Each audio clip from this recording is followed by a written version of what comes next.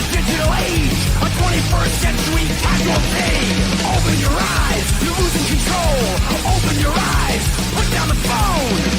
Conditioned by misinformation, it's just the media telling us lies. Decipher fiction from the truth, society's slow and tragic demise. Open your eyes, you're losing control. Open your eyes, put down the phone. Everyone's got their fucking opinion. There you go. What's happening? What's up? I'm excited to see everybody. I really am. It's been a minute. I've missed you. And I'm excited to be doing today's show. I really am.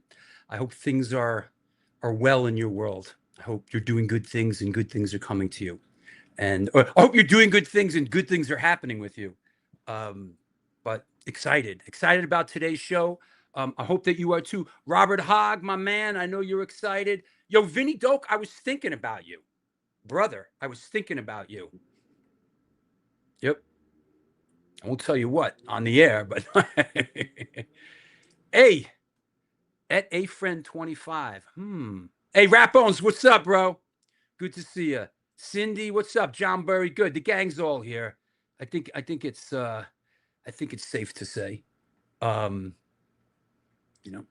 good stuff. Speaking of safe to say, whoa. Where are you? What's going on? We don't want no problems.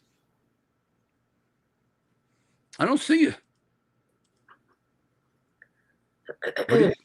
I hear you. Hello. Oh, there you are. Hi. How are you? Ghosts in the machine. Yes. Yeah, we have a couple of gremlins today. Oh, it's Amy from Philly. Hi, Amy. Oh, nice. Hey, Amy. How you doing? Good. Oh, you come... Rat Bones, yeah, on Sunday. Hey, let's deal with this. Yeah. Let's deal with this. Let's run at this head on. Yes. Right? Let me just clear the deck here, and we'll have to. You gonna talk about Sunday? Yeah, let's deal with the Sunday thing. Okay. This Sunday we're doing the My War extravaganza in Tompkins Square Park, weather permitted. Right? This is a show. It's a big show in our beloved Tompkins Square Park. Everybody's coming out. Right. You know, the My War thing is a lot of fun. And it's our first school supply drive, so that should be fun as well. And there's a little bit of weather showing up, a little bit of weather. Yeah. We're not sure about it yet. Yeah. Well, so what I'm saying here is what I'm getting at, what I'm implying is that listen, people, it's either going to be this, all right? Let's get down to brass tacks here, okay? It's either going to be this at Berlin indoors, or we're going for it in Tompkins Square Park. So this is your vote. Outdoors in Tompkins Square Park might rain, or do we play it safe and just put it indoors and just blow the roof off this joint? Tough decision to make. What would you do? Are we going to have soggy notebooks or dry notebooks at this thing? What do we do? Do we just let it roll in Tompkins Square Park? What if there's a thunder shower? Do I pull the plug now and put it indoors and avoid all the hassle? Or do I roll the dice and maybe lose everything? We are unsure. So stay tuned. But it's rain or shine. Either here or there. Either here or there. Right. Just show up with your notebooks and pencil cases. And the show will go on with Sonic Bomb, World of Chaos, Butterbrain, and My War. Yep. School supply drive. And if you don't know, hey, what kind of school supplies should we bring? Well, we have a handy dandy list for you. Do you have that flyer? Excuse me, I'm hosting and producing at the same time, Your Highness. I'm ready for it.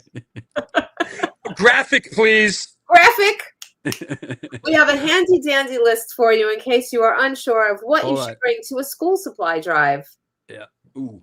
And my assistant here will have that up in a moment for us. Hold on, I'm new to this.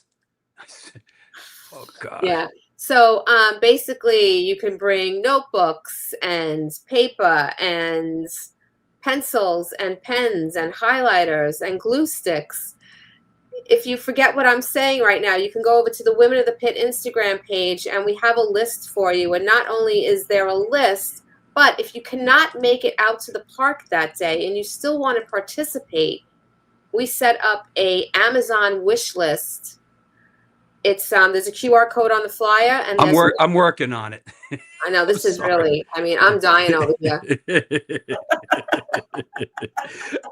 It's been like 2 weeks. You're killing me.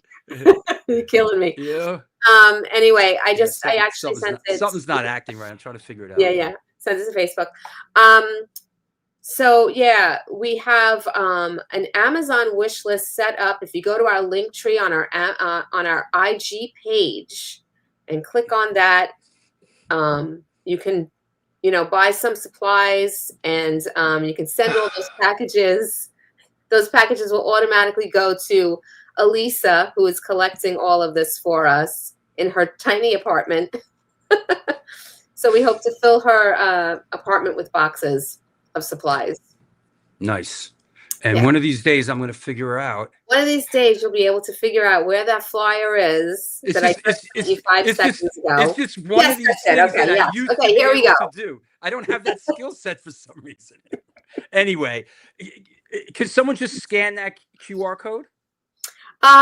It's kind of cool. It's I mean, you can, sometimes it works if you just put your finger down on those QR codes on your phone and it'll bring you right to the link. But if not, you'll have to scan it with a friend and it'll bring you right to our Amazon wish list. If not, it's in our link tree on IG, and you can find our Amazon wish list there. Or you can just contact me and I'll send you the link. But that's if you can't make it out to the park. But if you can make it to the park, here's a list of suggested supplies: backpacks, erasers, tissues, glue sticks, also hand sanitizer. You need a lot of that in school, apparently. Pencils, pens, fidget toys, little fidget toys. A lot of the classrooms that this will be going to will have special needs kids, so they, it's good to keep them a little bit occupied while they're listening to their lessons.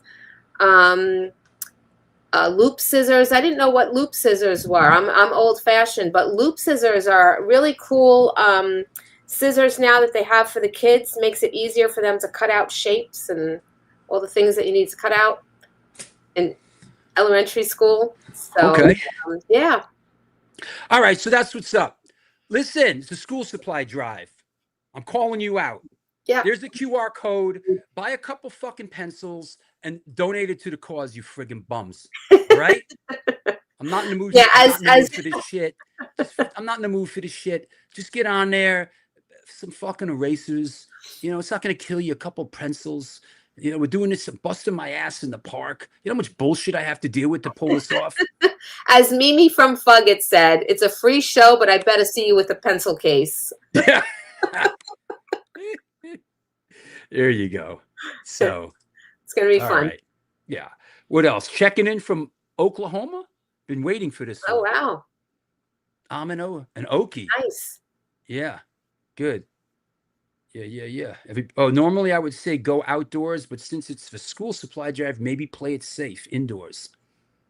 Yeah, that's what I'm thinking too. I mean, we are going to be pulling stuff to the car. Hey, what's up, Helen in Paris? Yo, what's up? Yeah. What's going on in Paris? Hey, Helen. Awesome. Yo, little Roy, what's up? What's going on? That's it. All right. Full house already. Full house. Yeah. That kind of covers it, everybody in New York City. We'll mention this again. Yep. We'll mention the My Word thing is in Tompkins Square Park. If it's looking like a washout, it's moving to Berlin. That's what's up. So stay tuned. Yo, I'm playing some music this weekend. I don't give a fuck. Right. You see this? You see this? Oh, this is it. This is the implement of destruction. This is what's happening on Sunday. Either outdoors in Tompkins Square Park or and I'm collecting some school supply drives. No matter what, some school supplies. No matter what. Yep. Yeah. Ugh. All right. I'll see you in a bit. Okay. Sounds good. All right. That's what's up. What's happening, everybody? This is the one, the only New York Hardcore Chronicles Live. We are sponsored by the Texas Silver Rush, DTFM Vinyl Distro, Generation Records, Women of the Pit, Gamma Bass Guitars, and Minty Fresh Presents. They're a promotion company that put on hardcore and metal shows at Locals Bar in Manalapan, New Jersey. Founded by Chris Gullis of Bulldoze and Frankie D'Angelis of Silence Equals Death, the shows are all ages with plenty of free parking. The kitchen's open all night and the bar till 2 a.m. If you're a band looking to play and you don't totally suck, or if you do suck but you're a fuckload of people, please reach out to them at mintyfreshpresents@gmail.com. Ticket pre-sales for events are available at mintyfreshnj.com. Check them out on Instagram at mintyfreshnj and help spread the word to support DIY hardcore and metal in Central New Jersey. Minty Fresh Presents. That said, let's clear the deck. Let's bring our guest on. Here we go, yo. That said, today's guest is an American singer, songwriter, and former research molecular biologist hailing from the Golden State of California. He is most widely known for his work with the pioneers of pop punk, the Descendents.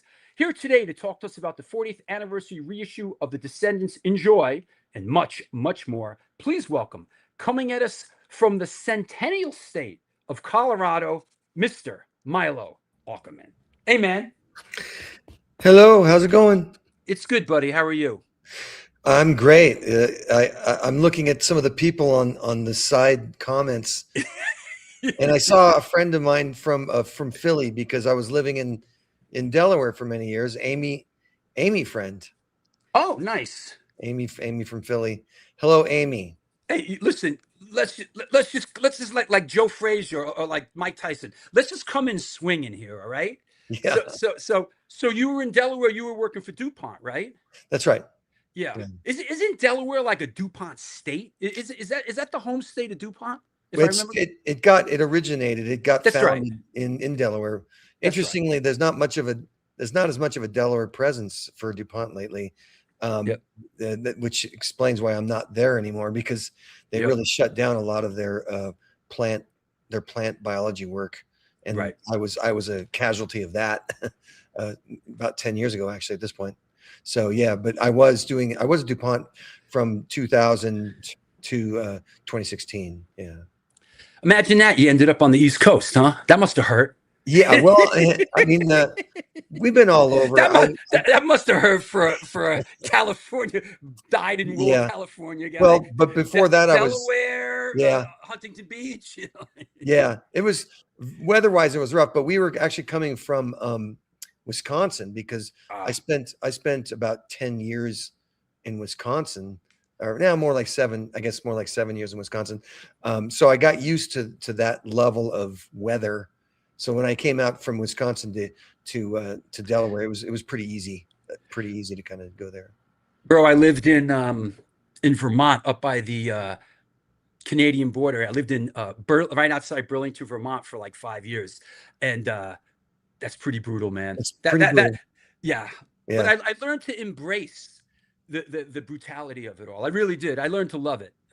No, you kind of get it becomes like certain times of the year you feel like you're Nanook of the North or whatever, braving the, at some point, I remember in Wisconsin, you put on the news channel, they say, do not go outside with any skin exposed. So you go, oh, fuck, this is serious, some serious stuff here. Yeah, I'm in a different realm. So let's bounce the ball back and forth a little bit. Let's have some fun with it. One thing that I am excited right off the bat. Well, let's start with this. How did you come up? Did you grow up in a musical household? How did music come into your life? My mom was not a singer, but she was definitely had done some choir stuff growing up. And they had a lot of records lying around. So I would listen to the Beatles. I would listen to all that 60s music back in the day. And then I think I got involved in some theater through my mom, and some musicals, did some musicals. But I don't think I ever, there was never any actual, professional performing in my family. But I guess at some point it became a situation where I felt like, well, I guess I can perform because I have a little background doing it, but it never necessarily came naturally to me. I've always been a pretty shy person, so getting on stage was kind of a rough go for me at first. You know, I read something about where you were talking about that, and I related to it very much, being sort of like a teenage theater, kid that loved theater, and I grew up around the film business, and I loved theater, and I watched my dad directing as a kid, and I grew up around it, and I loved theater, and I loved acting, and I thought I really related to what you talked about when you did some theater, but there came a certain point where it wasn't cool. And I'm telling you, brother, this is my story at that age, and I pissed it away. Could you expound? You know where I'm going at? Could you expound on that just a little bit, on that age, and when things just, yeah, that's just the, I don't know if I was a tween. I might have been in my early teens, or probably more, even like 11 or 12. Sure. And yeah, I had done a few things in musicals or whatever, and there was this show called The Globalinks. Right. Look it up. It's some crazy sci-fi show from the 60s, and my mom said, well, you should try out for this. And I think I must have gone to the first tryout, the first rehearsal, the first tryout, and I was like, okay, this is it's too embarrassing. It's too it's too back in the you I don't know if you remember this phrase. We used to say it in California: when you make butt. It's like making butt means you're making an ass of yourself, So we like people, if someone did something embarrassing, you just go make butt like that. So I felt like I was in this theater group making butt, basically. And I said, Mom, I don't want to do this. So that was it. And that was it. I kind of like had shut the door on doing theater and all that at that point. And it kind of made sense on a certain level, because I was entering into a period of my life when I was extremely shy. And I went through most of high school being like just kind of a wallflower. And it wasn't until punk rock came around that I kind of got jolted out of my, shyness, and they asked me to join the Descendents. I was kind of like, well, gosh, I'm kind of shy, but I'll make a go of it. Yeah. And I think punk rock kind of dragged me out of that period of kind of reclusiveness, I guess you'd say. It makes a lot of sense. And like I said, I related to it because I too, as a young teenager, had some opportunities, and I was just too immature to process them, and shy. And I had some great opportunities as a young teenager, going to auditions and doing stuff. And I was just too mature for it. I was so horrified about what being seen or teenage stuff, young teenage stuff. Yeah, you don't want to be stick out like that. You want to kind of like fade into the obscurity of high school. That's right. As soon as you stick out and you're at all unique or individual, people just go, make butt or whatever. Yeah. So as Milo's dealing with this out in California, because we're literally a couple months apart in age. Yeah. Milo's out here on the West Coast. Drew Stone's out here on the East Coast, and we're kind of living this thing.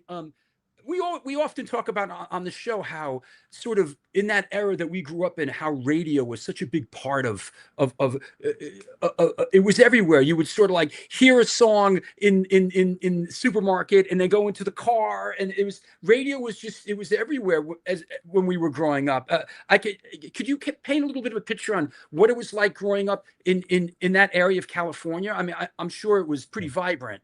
Yeah, I mean, I as a young kid, I started listening to this radio station called KHJ. That was an AM radio station. So, of course, that's all the, top 40 hits. That's Rodney? No, that's K-Rock. He was on K-Rock. Okay. Yeah, I was kind of I was going back to the beginnings. Okay. I'm very interested in the beginning. I like the beginnings. So, KHJ, I got my start listening to radio on an AM radio station. So I am steeped in the lore of bad, cheesy top 40 radio. I've from the very get go. And of course the Beatles not Right. cheesy, but the Beatles were very important to me at that time. But then as a teenager, I did discover KROQ, and you could hear more stuff like the Ramones on K Rock, and you could hear Rodney on the Rock show Right. on K Rock, which totally changed everything for me, because you could hear bands that he played. He played demos. He played demos by this band X, and I was like, what's going on here? That's wild.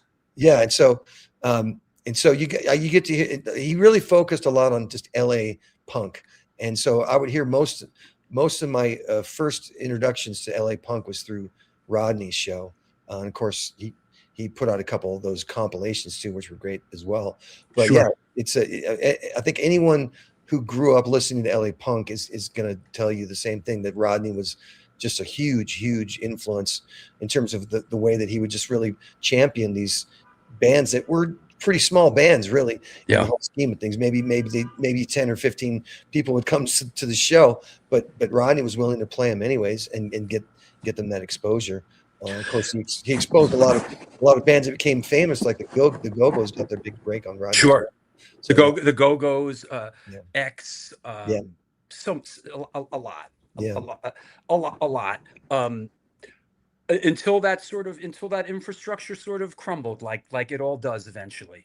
You know, I mean, we've seen it's interesting that the different, you know, I was talking to my dad, who's 93, and it's like, to him, I was talking to him about radio, how back in the day they would sit around the radio, and I'm thinking, geez, here's a guy that when he remembers radio, sitting around everyone listening to a friggin' radio.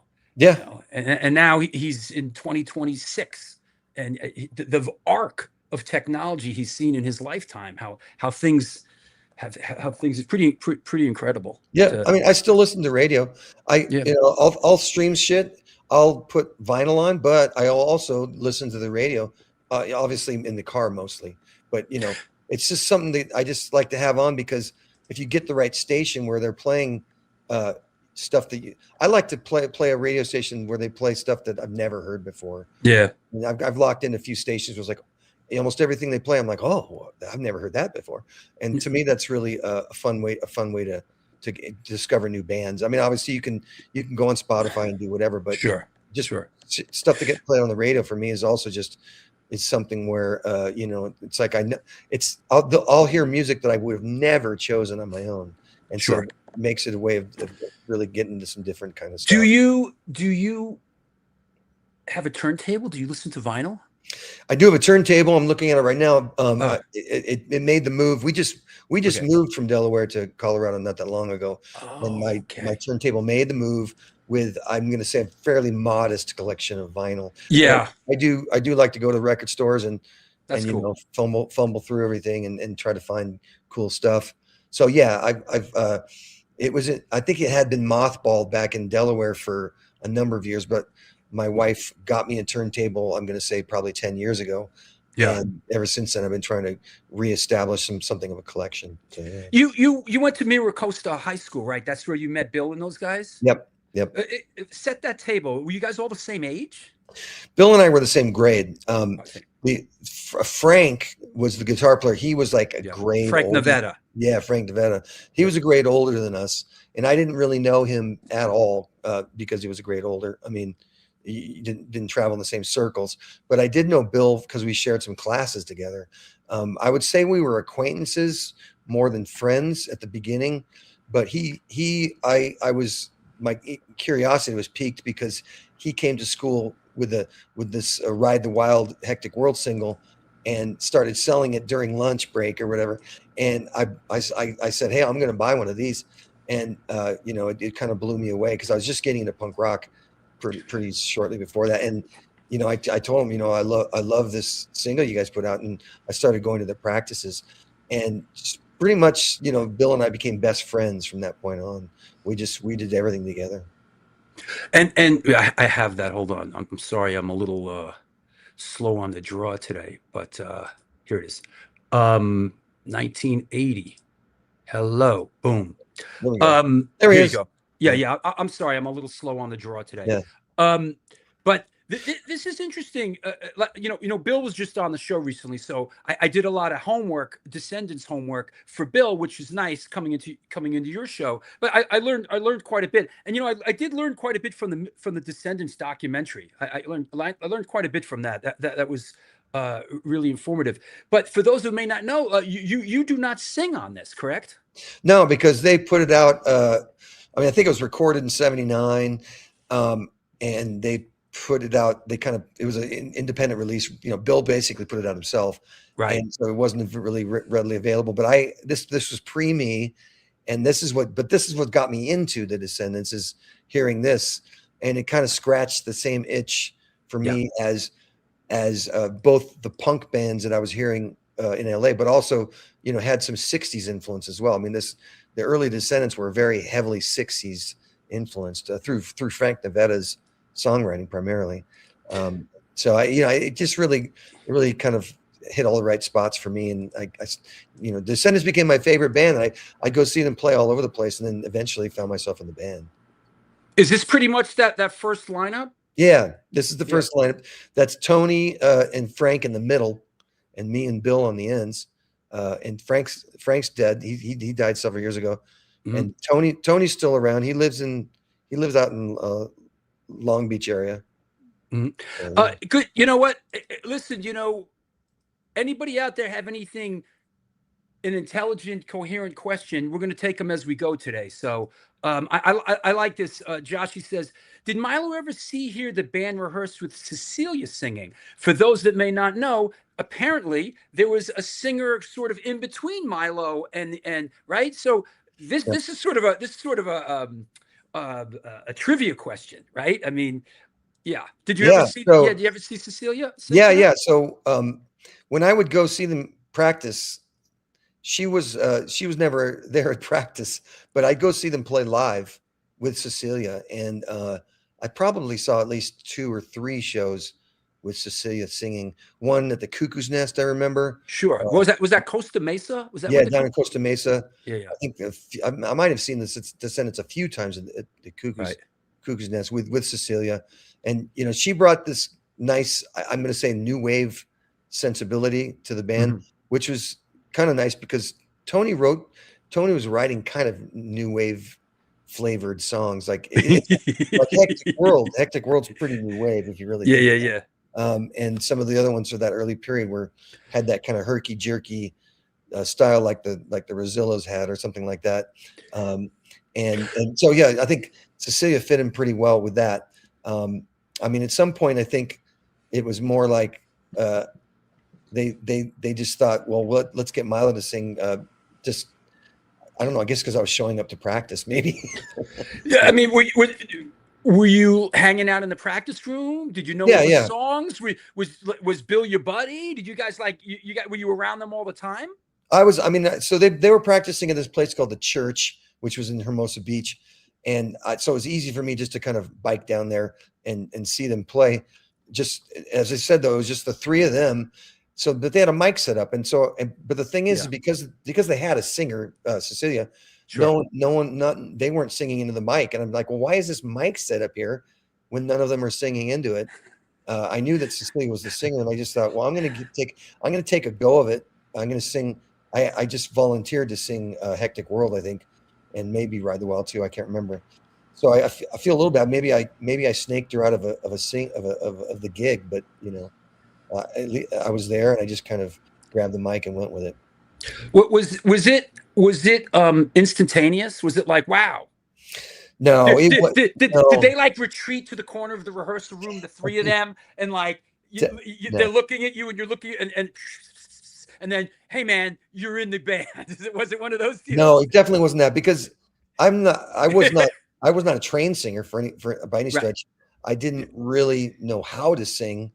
And I probably the first time I stood in front of the mic was literally the first time I had sang since. That's awesome. Since I was in musicals, that kind of thing. And I think I came in there with a lot of energy, a lot of enthusiasm, obviously.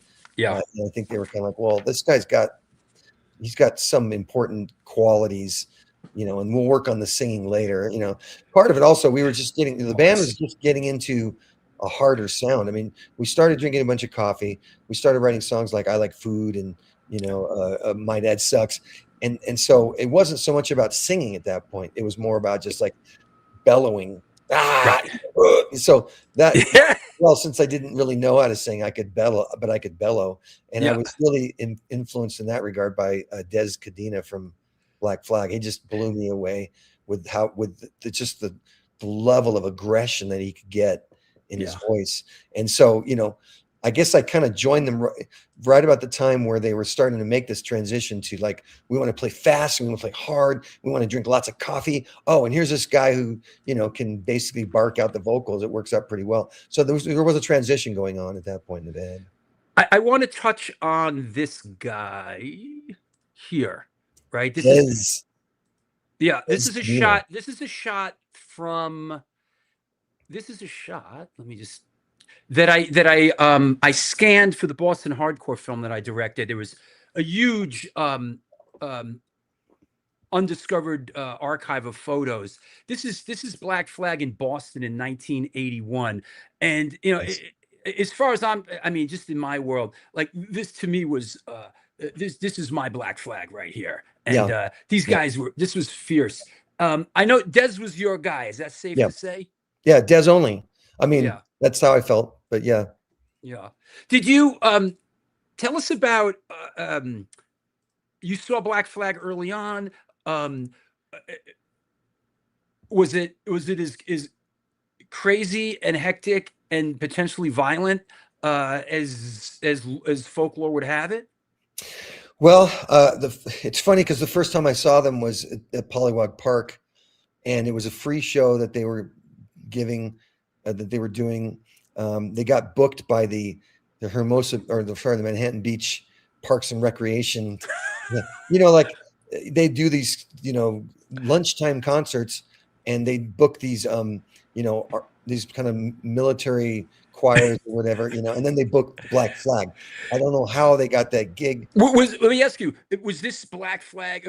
Was this Black Flag with Dez, or was this Panic? They weren't called Panic, they were called Black Flag, but it was definitely with Keith. So Keith, yeah, it was cool. Keith in Black Flag. And I literally only knew them by name. I was like, oh, I've heard of this band. I'm going to go check it out. I actually was running cross country, and I kind of I timed my run to finish my training run at Pollywog Park, and they come on, and it's kind of like I didn't know any of their music. So I was just kind of like, whoa, this is just crazy. And of course, people start throwing things up. All the people that brought their lunch stuff were starting to throw their lunches at the band. And Keith is throwing stuff back and just being belligerent and being Keith. And so that was my exposure to my initial exposure. It was one of like, okay, these guys are making a scene, but I don't really know their music. And then later I heard Nervous Breakdown, and I heard I heard Chavo's the Chavo EP, the Ron EP, Jealous Again. And then finally I heard Six Pack and all that. The second time I ever saw them, they'd already cycled through all these singers, and it was Dez. So Dez was the second time I saw them. Yeah. And it's only because they were practicing in the church, the same church that the Descendents were practicing at. This is pre me getting into the Descendents. So I went to go see the Descendents practice, one of the first times. And Bill says, hey, Black Flag's going to practice right after us. I go, well, I should stick around for this. And I stuck around to watch Black Flag practice. Like I kind of inserted myself. It was a small practice room. So you have to I just kind of huddled myself down into a corner because I just didn't want to get in the way of masters of hardcore. And I'm just huddled down in this corner while Dez is towered over me, barking lyrics. And it was just the most amazing thing. I was like, I felt like I was going to shrivel down into like a peanut. I was just like, oh my God, this is, it's just amazingly intense to have Dez just barking right at me that way. And so that was the second time I saw Black Flag, and I saw them many times after that. But yeah. That left a huge impression on me. Just not only because at that point I knew their music, and at that point it hit me really hard. Unlike the first time where I was just kind of like blown away by the kind of the spectacle of it all. Being here on the East Coast and sort of looking at it from all the way over here, I sort of always associated or connected the Descendants with Black Flag. Maybe because Spot, maybe because right? You just connect the dots, right? You follow the breadcrumbs, And here we are on the East Coast, and it's like you're looking at the Black Flag records, you're looking at Descendants records, you're seeing some things connecting, like Spot, who produced some of the early Descendants stuff, right? And and go ahead. I'm sorry. Well, I mean, he didn't do the Ride the Wild record, that was separate, but he did the Fatty P for us, Right. and so that was my first venture into the studio. And I mean, Spot was just a great guy to work with, just because he was pretty laid back. You could tell he knew what he was doing, and you could tell that he got great sounds, but he wasn't like a taskmaster, Right. Anything like that. He let you do your shit, and I think we had great experiences with him, not only with the Fatty P, but also with Milo Goes to College, which he did as well. I always felt that, correct me, that like that's the kind of producer that Spot was. He was the kind of guy that just really tried to capture the band as they were. He wasn't the kind of guy that's going to roll up his sleeves and start breaking down songs and making. Is that fair to say? He sort of was the kind of producer that really kind of captured the ambience of the band. Yeah. I think he wasn't going to intrude on anyone's sound, so we came in with a free-form sound, and he was just there to document it. But he did it in a very competent and very Spot-like way. So but we just had great experience with him. I just remember when we were recording the Fatty P, and I finished up my stuff, and he said, well, actually before I started to do some of the recording, and he said, I got to edit the Minutemen punchline first. So I watched him splice together reel to reel to edit punchline. I was just kind of like, wow, okay, this guy can do it all, So, He's sort of a legendary figure, especially in that sort of early scrum. Any unsung heroes from those halcyon days early on, when you guys were kind of grinding it out as young kids? I'm sort of painting the picture here. You guys, Black Flag, the Minutemen, like anybody in that era that you could think of that really like an unsung hero. Well, speaking of the recording the Fatty P, we recorded some of that stuff in conjunction with some sessions of this band, the Chiefs, and so the Chiefs were in an LA band that they also I'd say they kind of straddled the old school LA punk with hardcore. Huh. They were starting to get into kind of a more fast hardcore sound, but the Chiefs, yeah. And it's spelled differently. It's spelled Cheif, because I don't know why they spelled it wrong, but they just decided we're going to spell our name wrong. Because there was another band called the Chiefs that had it spelled the other way. Maybe that's it. But they just had a great sound. It was, the singer had this real gravelly voice, but they wrote songs with some melody, and they wrote songs that that the lyrics were really cool, and the guitar player had a unique way of playing. And if people haven't heard the Chiefs, they definitely need to check them out. I think Holly West Crisis was the comp. They put out a lot of some singles, been on some compilations, but they finally compiled everything into their own kind of best of, or not best of, but just kind of like all of the Chiefs stuff is on this record called Holly West Crisis, which is a great record. Wow, interesting. So just working our way through the timeline, because ultimately we're trying to make our way to what kind of brought us together here, which was Enjoy. So just trying to accelerate the timeline a little bit. But you're in the Misfits.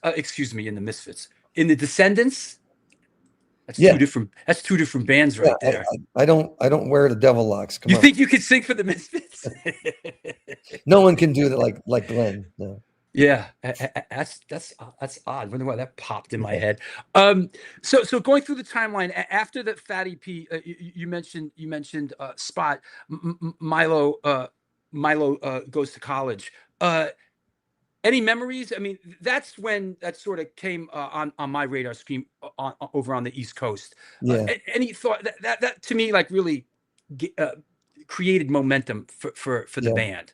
I mean, we'd been playing locally and doing a ton of practice. We practiced a lot back in at that time. We'd probably practice 5 days a week or something, and just playing locally. And it's a lot of wood shedding to then culminate in the Milo Goes to College record, Right. which was in right. I guess it was spring of '82, and Spot produced. And I was going off to UC San Diego, so.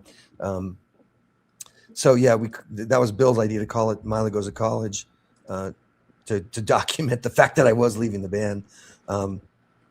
But yeah, it was all songs that had been in the set for quite a while. Sorry. It's okay. And because they'd been in the set for a while, you know, we when we came in and tracked with Spot, it was pretty cut and dry. We knew exactly the way it had to go. And we were tight as a drum, and it all kind of went pretty fast. Larry the Hunter says Black Flag work ethic. I mean, that's kind of what I was getting at. I mean, you guys really, there's always that legend, the legendary Black Flag work ethic. You know, Chuck Dukowski, like that's gone down, and Bill too. I mean, just. I had Bill on the show, and the shit he was saying about how they used to tour, it's like, holy fuck, man. No, he from the very get-go, I think he was looking at the way Black Flag was doing and being like, oh man, they've got the right ethic for all this. That's right. And just kind of like live it, breathe it, and you know, and that's kind of what we were doing in the years 1980, 1981, 1982. It was all about that work ethic of just, you know, being the Fantastic Four in the practice studio, and then trying to play live. We only left town to play when we went up to San Francisco a few times. So in Descendents Mach 1, which was like 80 to 83, we're talking about, right? Yeah. Basically, you guys really just were kind of just local West Coast, made it up into Canada once or twice. Not even Canada. I mean, I think we just went to the Bay Area. We might have played a Phoenix show. Maybe we went. Okay. That's something I can't quite remember. But that was as far as we went. And sure. You know, I was going to community college at that time, and Bill was as well. And we were just kind of. I think also Tony was a mailman. He had his mail route to do. You know, we were all gainfully employed, or not gainfully employed, but Tony was employed. We were students, and I think it was more of just like, you know, this is what we can do. We can play locally. The scene was really thriving, so you could line up shows pretty frequently, and so that was sufficient for us. We didn't need to go any further than that, and we also didn't know at this point. That what was happening across the country. You know, Black Flag did their first, you know, U.S. tour and came back from that, and that was kind of, they were like the pioneers of when they come back and they tell everyone, hey, this is how you do it. I should turn on some lights. All of a sudden, I lost. Yeah, yeah, you might need that. I'm starting to look a little misfitty here. You see? Yeah. Whoa! There you go. There we go. There you go. Let's try that. Why is it getting dark in Colorado already? I guess we must have lost our sun. It was all sunlight that went away. Yeah. It's all a ploy. Yeah. There we go. Okay. Yeah. That said,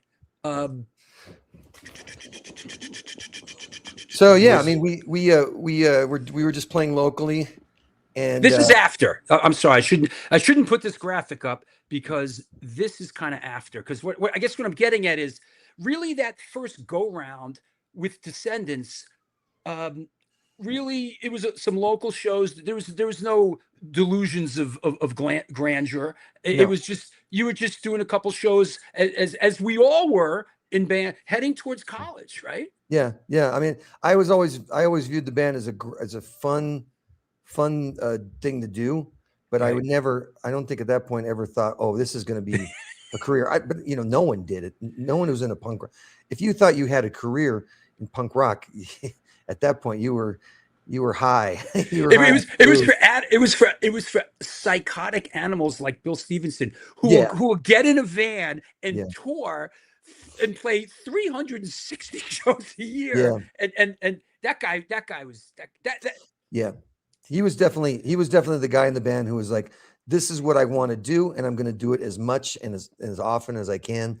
And I don't. did you come to Loggerheads in a situation like that early on? No, you know what, because we were schoolmates, he saw right. me. He saw me in class, and he saw me, being like a nerd, being kind of like a brainiac nerd, bookworm, whatever you want to call it. And he could see that there was that my nature was that. And it just so happened that I also happened to be in a punk rock band, but I mean, he could see that I was not going to be like the punk rock, the punk rock lifer that I ended up being in the end. But look at that point, that was definitely not in the grand master plan. And so when I left the band, after Milo goes to college, I think he was like, yeah, that makes sense. You got to go to college. You got to go exercise the brain or whatever. How could you dissuade a friend from that? Yeah. So that's kind of the nature of our relationship. I mean, it's why our relationship has really persisted, is because we give each other so much latitude to kind of to explore our our various interests and desires. We're not like, oh, there was no sense of, oh, you let me down, this, I feel betrayed or anything like this. It was just like, no, this is the way he wants to go. And it was more just like, you're my friend, and whatever is good for you, it's good for me. So. I was just about to say, not to get heavy, that's a good friend right there, man. You got a good friend in that band. No, and that's great that you have that in your band, because as you know, not everybody and not every band at this point, many years later, they have the dynamics is so shredded. I see this with so many bands. People, they're so miserable to even talk to each other. It's like, it's nice to have that. I have that in my band. I really love the guys that I play music with, and there's no big pot of gold here, no big glory. We do it because we love it, but it's really special when you're doing it with people you love. It's good stuff. That makes it's really important for us to have it that way, because we've been able to persist and survive because it's a family, because it's like, because we have that strong a bond. Because if we need to take breaks, we do. And we've taken many breaks through the years. That allows us all to recharge. It allows us to kind of come back and see things with a fresh perspective, to come back and hey, you miss it. And when you come back, because you miss it so much, when you come back, it's a real good time. I was thinking, you know what, you California guys, you know what New York guys would have done? They would have ran it into the ground and fucking killed each other. Yeah. And it would have been you know what? Here you go. You ready? You know what? Looking back, we really should have taken some time off. We were burnt out, and we really should. Yeah, no, I think that's the thing, is that when I think every time I was, say, leaving the band to go do this or that school thing, and I felt bad about it, and I thought, oh man, I've ruined the momentum of the band or whatever. Right. But then every time we get back together, and we'd see that the momentum really wasn't at all lost. We would, in fact, may have kind of created more interest. 100% by leaving and then coming back. So in the end, it was kind of like, okay, these hiatuses, while at the time they seemed like they were, momentum killers, it may have served us better in the long run, because we did get a chance to recharge, and we did benefit from some sort of, absence makes the heart grow fonder kind of situation. So I'll attest to that, man. Absolutely. Because you know what? You guys never made that record. You know what I mean? It's like Ian MacKay was on the show a while, and we were talking about sort of Minor Threat, and he said, you know what? We never made that record. We never hung around too long and made like that metal record. Oh, I see what you mean by that record. That record. We never went, we never made that, I was an antidote. We made that record. We went and made like the metal record. That's the jump the shark. Yeah. Record. Yeah. Okay. But what do I know? I was a kid, man. Yeah. But that you tried to. We tried to with Enjoy. Well, we're gonna get to that. So we're getting to that. Yeah. So you come back a couple years later. You go through this cycle, which sort of elevates the band to the next level. Correct? Yeah. Yeah. I don't want to grow up. I think we had not been around for a couple years, and Bill had written some new songs. I'd written some new songs, and he was in Black Flag, but that was kind of rapidly disintegrating, and so it kind of came in at the right time to kind of make this second Descendents album. And yeah, it was completely different. I'd say, I mean, different, or at least a radical extension of some of the melodic stuff that we were doing on the first record. We decided to go full Beatles, and you can hear some of that in some of Bill's songs, especially where it's just kind of like, wow, it's a lot of melody there.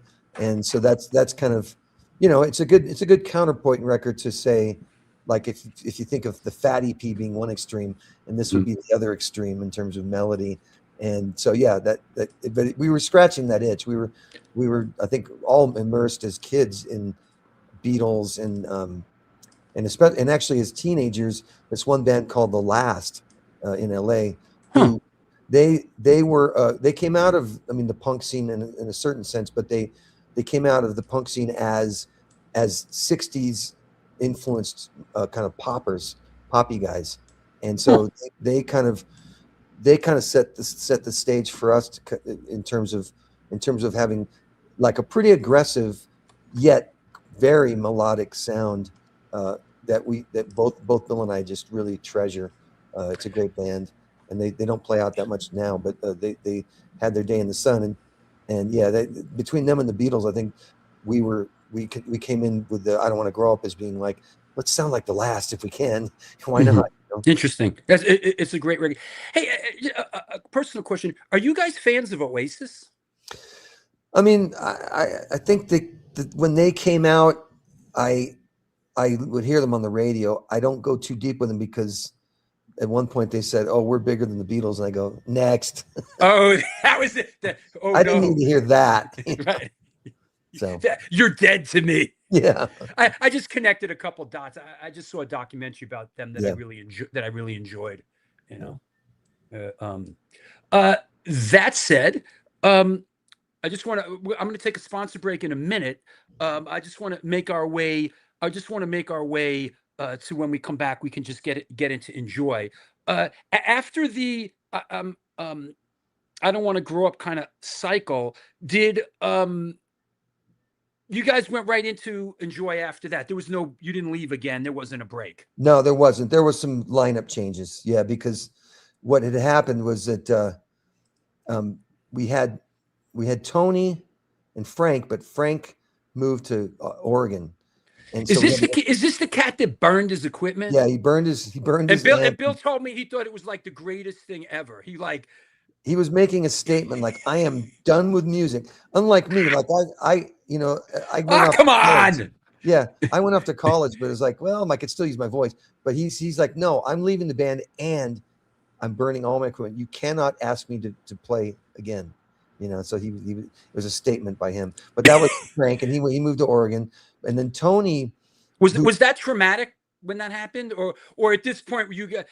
I feel like certain bands, certain people get acclimated to. You know what? If somebody leaves, I'm not going to freak out. We're going to get somebody else. Like at a certain. It happened. Well, it happened during one of our many hiatuses. I mean, I had gone off to college, but Bill was now playing with Black Flag. So Bill's off touring the country and the world with Black Flag. I'm off at college. And I think it was one of these like, well, when Bill comes back, we're going to try to play some shows with a different singer even. And so they got this guy, Ray, to sing. And I think for a while it was Ray and Frank and Tony and Bill. But then Frank leaves. I think the shows were very sparse during that period. And I think Frank was just kind of like, I'm out of here. Bill was like, well, I'm playing in Black Flag. So, I've got my sitch, and that's fine. Tony's the mailman. He had his gig delivering mail. So I don't think, I don't think there was a moment of kind of like, oh, this is a tragedy. It was just this is what Frank he obviously wanted to do it. He burned his equipment, so he's gone. And so then, Excuse me, did you ever see him again? yeah. He would occasionally show up in Colorado. Actually, It wasn't like one of those things where he burned his equipment and wandered out naked into the No. into the Alaska tundra. No. He would step back into the picture over the years for a few, I'm going to say, guest appearances. Like, for example, he played on some of Everything Sucks on a song on Everything Sucks. So that was and he wrote a song there, a Doghouse on Everything Sucks was he wrote on and played on. So we kind of, he would re-enter the scene occasionally, but less and less as years went by, just because he was struggling with some health issues, which ultimately caused his demise. But, so at any rate, when he left, and I think the idea was then that Ray was trying to do the vocals. Ray said, "I just want to play guitar," so he became the guitar player. And so for a while it was Ray, Tony, Bill, and me, and I would come up from San Diego. We'd play the occasional show, and then that lineup. Well, that's the lineup that recorded "I Don't Want to Grow Up." Mm-hmm. So after "I Don't Want to Grow Up," I said, or Bill and I kind of got together and said, let's actually do a U.S. tour. So we hadn't, at this point, still had not toured the U.S. So we said, let's tour the U.S. And then Tony says, "Uh-oh, I can't do that because I'm a mailman. I can't." He couldn't get the time off from the post office to do a national, to do U.S. tour. So this is 85, right? Yeah, in 85 when we did our first U.S. tour. So that kind of this is Doug, right? This is then Doug enters into it. So Doug Carrion becomes the bass player. So then it was Doug, Ray, me, and Bill, right, to tour off of the "I Don't Want to Grow Up" record, and then subsequently to make the Enjoy record. Yeah. Right. So that's the lineup that goes out to support, and then that's the lineup that goes in to record. Yeah. Enjoy. With Ray and Doug. And Doug just kind of came in, did the support tour for the last record, plays on this record, tours to support this record, and then moves on. Yeah. I mean, he was another classmate. But he was at least 2 years maybe behind us, I think. But same place, Miracosta, and he was playing in local bands there in LA, a couple different ones. Insect Cattle was one of the ones I remember that he played in, and kind of lived down the street from me, basically. And so we were able to get him to come in and play the bass. And he came in right off the bat with like, "Hey, check out these kind of riffs I've got." He had some riffs, mainly that he played on. He was a bass player, so he kind of came in with bass riffs, and we just worked up some songs around them. So I mean, a couple of the songs on the record, he gets some songwriting credits on, like Sour Grapes, Hurt and Crew, Green. Yeah, Green. Yeah, Sour Grapes and Green. I wrote all of Hurt and Crew, but he wrote Green music for Green and Sour Grapes, and Days Are Blood. Yeah. Just so we understand sort of the dichotomy and how it worked back then with Descendents. How are songs presented to the band? Was it a group effort, or did someone come in and say, "I have this"? And how was that handled? Well, in the case of the Doug songs, it's good because they had to practice. They had to work up a set, right? They had to practice and work up a set. That meant that he could just during a practice be like, "Hey, I got this song, either a song or riff, right, or something in between a song and a riff," that he could just show them. And so, in fact, they worked out the entire arrangements for those songs, Green, Sour Grapes. They all got worked up during practice, and they said, "Here's the song." And I go, "Oh, I guess I should write some lyrics," And so I wrote lyrics for both of those, and so that was the way that those got done. Then there were other songs where we worked in isolation because Bill especially likes to form all of his musical ideas kind of within his own mind, and then bring them to band as fully formed. So he wrote "Cheer Me Up That Way," for example. Kids on Coffee, he wrote that way. 80s Girl, that kind of stuff. So he came in with things fully formed, it would be like, and show the rest of the band. And I would do the same thing as well on some of mine. In your case, when Bill, and we're sort of keeping it to this record, when Bill comes in with a song called like Cheer or 80s Girl, is he handing you lyrics and going, I have the music, here's the lyrics I wrote? Are you just sort of saying, okay, Yeah. this one's yours, bro, I got it, this is cool, I'm Yeah. good with that? It's cool. Yeah. And you know, I'm very, very, very comfortable doing that because I've done it all the entire time. I mean, when I did Milo Goes to College, for example, I came into the band with them having an actual repertoire. You know, here's the repertoire, you know, songs that they had already written. And so the only song that I wrote on Milo Goes to College was I wrote Hope, and I wrote the words for M16. Yeah. So that's basically it. And so I've kind of made it my mission as a singer to interpret other people's music. If I get inspired by it, and I can add my own little whatever personality to it, or my own you know, my own phrasing, my own whatever, you know, maybe I need to help them write a few lyrics, you know, to some of it. And so that's I think, I mean, like for example, I think on like 80s Girl, I might have had I added a few of my own lines to 80s Girl. So that was kind of a mixed bag. Like, hey, here's my song 80s Girl. Oh, but you need a second verse? Yeah, I'll write the second verse, that kind of thing. That's a nice way to work. And I can relate somewhat. I mean, in the band I'm in as a singer, when the principal songwriter comes in something and it's good, I will sing it. Yeah.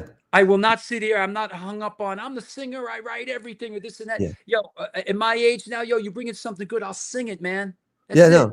Yeah, I mean, the Descendents wouldn't exist if I insisted on doing all the hits. It would be like a non-starter, you know. Right, so, right. Yeah. I want to address, just before we kind of break down some of the song by song stuff. Just to clarify, what brings us together here today is the 40th anniversary of Enjoy. And this is the second, because I said Bill's been on here. I think he was on when we did Milo Goes to College, which came out, I think, before this. But just so our people out there understand, is these reissues that we're seeing, is this part of that sort of like 30 years later stuff reverts back to the band, or is this just a new licensing deal, or did you guys break off? Is that why all these reissues are coming out? Well, I don't know a lot about it, but I do know public domain played a role, right? Yeah, right. You've got public domain that kicks 30 in. years. Yeah. And so, you know, there's been some recalcitrance, you know, from SST, let's just say. I'll leave it at that. But I mean, we at any rate, once things become public domain, then you have the ability to kind of you know, reissue. Exactly. And I don't know how any of the details went down, because it was, you know, Bill's kind of the business end of it. He kind of knows what that all entailed from a, like, how do you get those rights? You know, it's public domain, right? So sure, but there's probably some hoops you got to jump through, and I wasn't involved in any of it, but I think that smart. was definitely, you know, we've got the guy that runs the Punk Notes, who was like kind of made these pitches to us, like, hey, we should do this, and we're like, yeah, we should do this. It sounds I'm really understanding. good. I'm understanding this. I did, you know what? I don't think I understood this when Bill was on. So Punk Note is sort of, and I'm seeing this now looking at the cover. I don't know why I didn't put this together. It's like the Blue Note jazz label. It's sort of like it's the Punk Note label. I get it now. Yeah. How did I miss that? Yeah. So that's kind of the conceit of it all, is that, hey, let's kind of have it from the artwork perspective. Let's have it be kind of that cool jazz flavored look to it, which is, you know, that's a cool way to go. I like it. It's awesome. I think it was really important that we also just reissue it as the original thing, because people could look at the Punk Notes and go, yeah, but I want the original art as well, even though it's, you know, I would argue it's all stick figures and the most simplistic stuff. But people sometimes like the stick figures over the cooler stuff. And Sure. They're each cool in their own right, basically. Sure. Hey, let me take a sponsor break, like no more than 10 minutes. I'm going to bring Lori back, and then let's come back and let's talk about some of the songs, and let's get into a couple other things. We'll take some questions, and we'll continue on our journey. Okay. Great. I'll see you in a couple. Thank you. That's what's up. This is the New York Hardcore Chronicles Live, episode 443 with Milo of the Descendents, talking about the 40th anniversary reissue of Descendents. Enjoy. We're going to do this. This is what we're going to do. We're going to do some sponsored stuff. Then we're going to come back and we're going to run at it hard some more. I hope everybody is well out there. Stick around. Let's have some fun with Milo. Get some questions ready. Back in a minute. Since 1992, Generation Records has been a mainstay of the New York metropolitan area music scene. Today, they offer a diverse selection of new and used rock, jazz, indie, hip-hop, punk, hardcore, metal, blues, soundtrack, and reggae LPs, as well as t-shirts, posters, and other merchandise. They buy used record collections and music memorabilia and will pay you top dollar for them. House calls made for large collections in the tri-state area. Call or email generationrecords@gmail.com and follow them on Facebook and Instagram.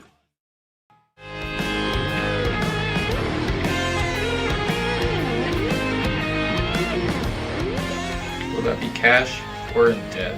Do you mean debit? Yes.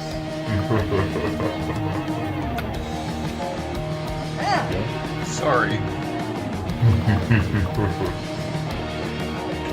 Another eternally satisfied customer.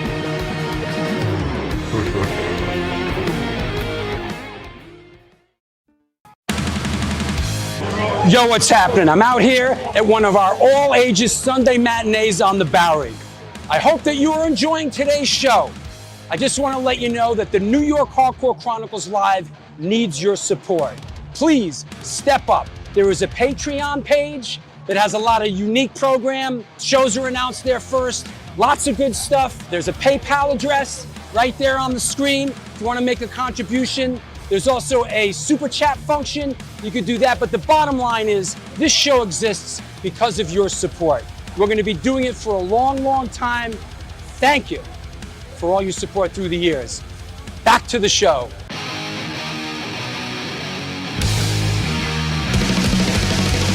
Conditioned by indoctrination, conditioned by society. You're a victim of the digital age, a 21st century casualty. Open your eyes, you're losing control. Open your eyes, put down the phone. Conditioned by misinformation, it's just the media telling us lies. Decipher fiction from the truth, society's slow and tragic demise. Open your eyes, you're losing control. Open your eyes, put down the phone. Everyone's got their... And we're back. It's the New York Hardcore Chronicles Live. What's going on? Hope everybody's well around the world. I missed you quite a bit, and I'm happy to see you. We're back on top of our game. Let's bring our friend and cohort. Hello. You like that Pink album, don't you? Yes, I do. As you can see, it would match my decor quite Hey, well. let's make them pink. The women will love it. Great That's idea. right. That's right. Fucking Pink record. Exactly. Yeah. Gonna get that. Gonna grab that. Hey, while you're here, just Yeah. real quick, I just for those that are kind of coming in, this Sunday we're doing a big show in our beloved Tompkins Square Park in New York City. We are doing the My War fucking circus. Lots of singers, lots of people you love, people you know. It is a Women of the Pit school supply drive. Bring down the pencils and the scissors and whatever. And this show is either happening here or here. It's either going to be in Tompkins Square Park or in Berlin, right down the block. So either way. Yes. We Either do not way. want soggy notebooks and That's the soggy thing. people. That's the thing, man. You know, So, yeah, I want to play Tompkins Square Park. of course. It's my park. Yeah. But yo, I'm not trying to be out in Tompkins Square Park on a Sunday afternoon in the rain. Right, or have it cut short by some, rogue cloud going by, because we're Rogue, like rogue, rogue rogue cloud. cloud. Yes. What is this fucking perfect storm? Like a rogue wave? Rogue Hey, you never cloud? know. This is New York City. Hey, what do you think? Hey, we're in a rogue cloud in New York City. You know what I mean? Like, it's not supposed maybe to. Bigfoot will show up. You're in between two columns of rain. Yep. Yeah, so make it Slums happen. and it Hegs, just- you better get your ass down to the park on Sunday, or Berlin. So that said, we will make that decision. Yeah. Yeah, and you've got the flyer with the school supply suggestions and the QR code to our Amazon wish list. So it should be a good day.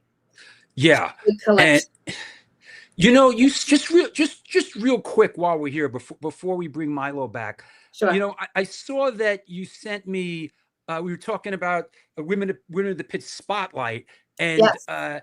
you mentioned this our friend Jennifer Finch's book. You want to talk about this for a minute? You wanted to kind of They just announced this. The pre-order for her autobiography is up, Shooting Up and Making Out.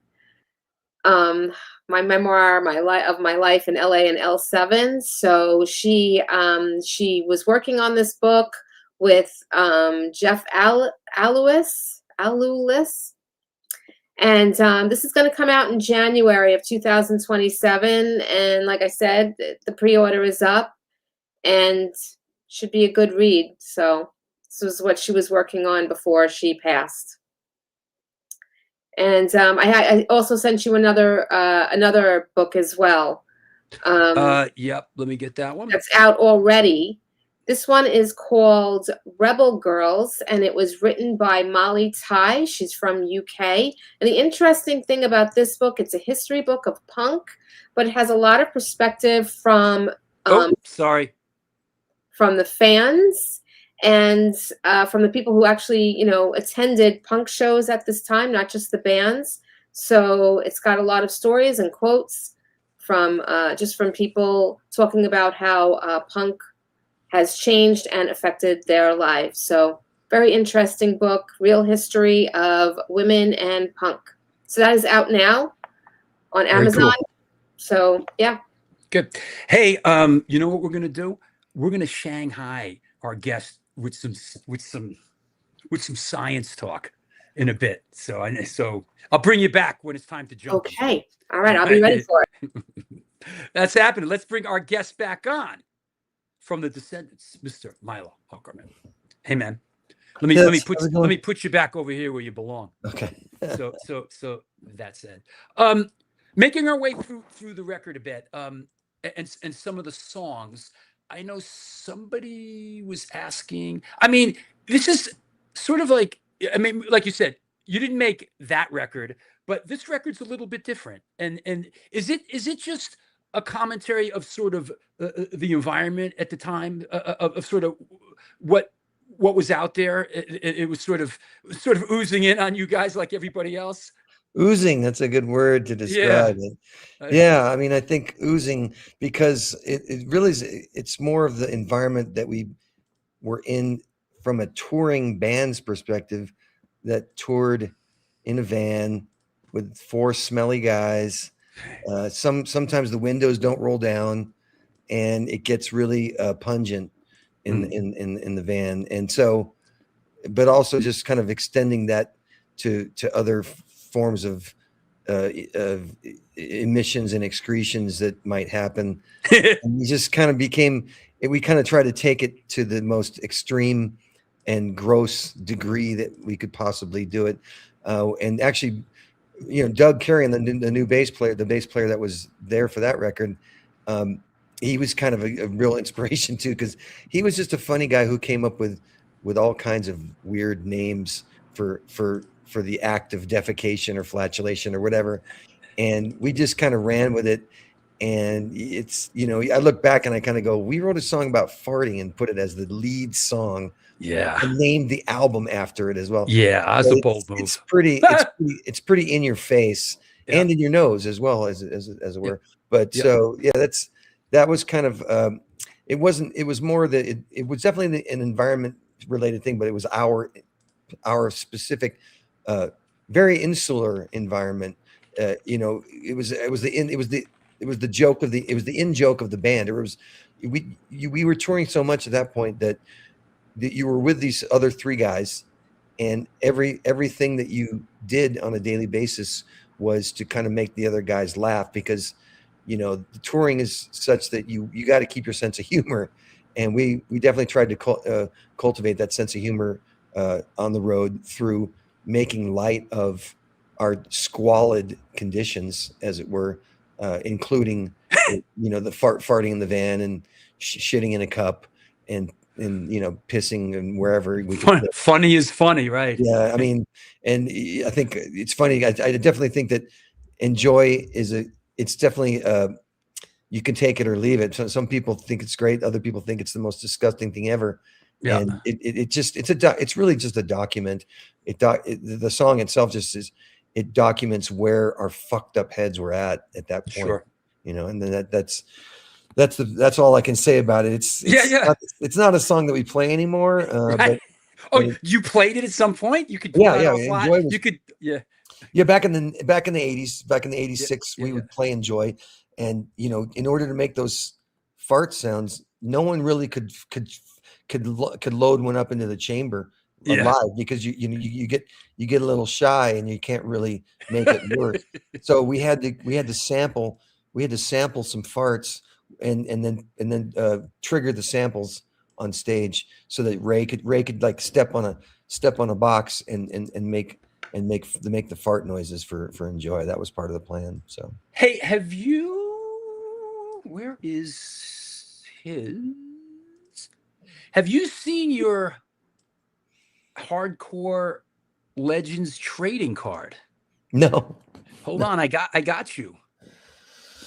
Where's my Milo cards? Milo card number. Let's go with this one first. We'll go with your rookie card. What's up with Milo's rookie card? Oh yeah, Milo's rookie card. Hardcore. Wow, look at you rocking the trading card. Look at you rocking the Bab Range shirt and no glasses. Yeah. Wow. That was the Mikasitas gig. And yeah, that was my favorite shirt. I wore that thing. I wish I still had that shirt. Yeah. But yeah, that was Mikasitas 83. Wow, you know where that is from. Yeah, because this guy who took all these photos, Salk, Kevin Salk. Oh, Kevin Salk. Excuse me. He's been. Yeah. Oh, that guy. Yeah. Yeah. So Kevin took these shots. Good dude. Yeah, and he had a ton of shots from Mikasitas, and at one point he sent me all the proofs and like, check these out, and it was like, yeah, man, he really captured the band at like a really, kind of vibrant moment. It must be exciting. I mean, when does it still happen that all these years later, like someone will turn up and go, wow, I just developed these photos from 1983, and you're like, holy shit. I would love to see that. Yeah. We get a lot of shots from more recent shows, but if someone had shots from back then, boy, those are great. Yeah, that would be just a great trip down. And there is the back of your card. Oh, okay. All right. Now I got to get real close to the camera so I can see this. Yeah. I got the bad eyes. Here we go. What do we? Yeah, that's cool. Yeah. I don't know the quarantines. I guess. Yep. Oh, okay. Yeah, there's a couple in there where I must have been like, someone must have contacted me like, hey, do this guest vocal. But yeah. He Who Can't Be Named, though, I remember that one. He the guy from the Dwarfs, yeah. did a little guest vocal for him. That's cool. It's very detailed. Yeah. Yeah. He's great. And then there's the actual regular card, not the rookie card. That would be this one. Oops, what happened? Hold on. Let me get rid of that. Let me try another one. New system. Here's the other Milo card. Why is it not? Oh, it doesn't like this other card. Oh, I see what it does. All right, I'm sorry. Hold on. Delete. Mm, mm, mm, mm, mm. Okay. I'm double stacking. This is There you go. I'm sorry. I There got you a go. double stack. There you go. Oh yeah, Yep. that's great. What's going on That's here, man? that's pretty recent because I got a No Bro shirt on. Yeah, uh, Yeah. yeah. That's a woman who knitted. She knitted me a bunny hat and gave it to me, threw it on stage, and then I wore it, and then yeah, I think I saw her at the next time we came through town, and she said, "I knit you another one." So she knitted me two bunny hats, and so I had to wear them. I felt like it was very reminiscent of the march, the women's march, with the pink pussy hats. You know, so I figured I need to be wearing that. So Yeah. yeah. But yeah, that's a kind of a goofy shot. I like that one. Yeah, yeah, absolutely. Just working, just kind of heading down the home stretch on this particular record. A song like Days or Blood, the most. You know what happened with Days of Blood? I was like walking down the sidewalk, listening to it, and I was like, "What the fuck am I listening to?" Yeah. You know, I like space. I was like, like going through the subway and like my mind drifted. I'm like, wait a second, what am I listening to? Yeah. It wasn't, it was like some moment in the song that was not screaming Descendants at me. You know? Yeah. Yeah. Yeah. That's one of those Doug songs. He came in with the music on that. And, you know, he must have been influenced somewhat by Bauhaus. I'm assuming. There you go. It has that goth feel to it. And so we gave it the Descendants treatment. And then I had to write some lyrics, and I think I probably at that point I had taken some poetry class down at UC San Diego and had some snippets of some poetry that I just figured, oh, this kind of fits, and put that on top of it. You know, and yeah, one of those experiments. I've had some of those experiments where people bring in music and I go, all right, I'll write some, lyrics over this, and it doesn't always work. I feel like maybe with Days Are Blood, it kind of worked. Mm-hmm. And I've done worse and I've done better. I guess this is my way of treating that song. But that's a song we never played live. I mean, it was just I was gonna ask you, is that something that happened live? No, we didn't ever play that live. I don't think. Well, maybe I'd have to ask Bill about. Maybe we did, but it was definitely a deep cut on that record. Yeah. More like something that you put the song like that at the very end to just be like, let's bring the mood into a different realm here, and I think it also that was one of those songs where I know that in the studio, Bill was like, hey, channel your Henry Rollins on this one, try to get like a little Henry Rollins going on this. So it's kind of like either Henry Rollins or some kind of a metal singer who could come in with some screaming. So here you go. In my notes, in my notes regarding this song, it is most Black Flag song in my notes. I kind of feel like Days of Blood. It's the most sort of later era Black Flag song that I felt Yeah. No, I I'd listened to My War and I figured if I could do a little bit. I mean, the lyrics relate to kind of an anguish of sorts of just watching, or just not really being fully there mentally, and not really losing your mind a bit. And so I thought, well, I'm gonna go metal on this. So yeah, towards the end, the fire bit, we always make fun, or not make fun, but just be impressed by, the metal singers would be like fire, so I did that. Pat Baldwin says it could have been on In My Head by Black Flag. Yeah, I think that's fair to say. Yeah. Robert Hogg in Scotland says Enjoy is definitely your most diverse album, which I like, but All for Me is also diverse as well. Yeah. Enjoy was the first album we heard by you around 87. Yes. Yeah. We did this. Yes. Yep. Yeah. Yeah. So I mean, it probably worked out that way because of the new songwriter Doug bringing in some different kind of riffs, Sure. and also, and I, I was at school writing some more poppy kind of stuff. Bill, of course, always writes great pop songs, so it has some pop, and it has and it's got the only time we ever covered a band too, because it's got Wendy on there. So we'd never really done that before. So there was a lot of firsts for us. It's just like, hey, let's cover a song, and hey, let's do a dirgy metal song, and then and let's do a speed metal spoof too. So those are two things that came up. One of them is who brought the Brian Wilson song "Wendy" to the table.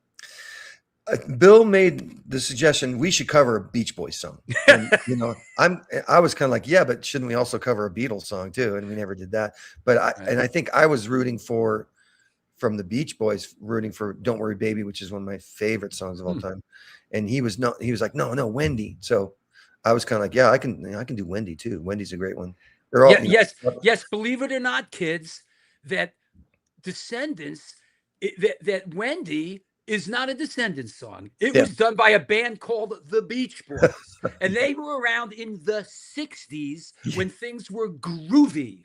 Yeah, no, I mean another band that we all just worshipped growing up, especially being in Southern California, right? I mean, you gotta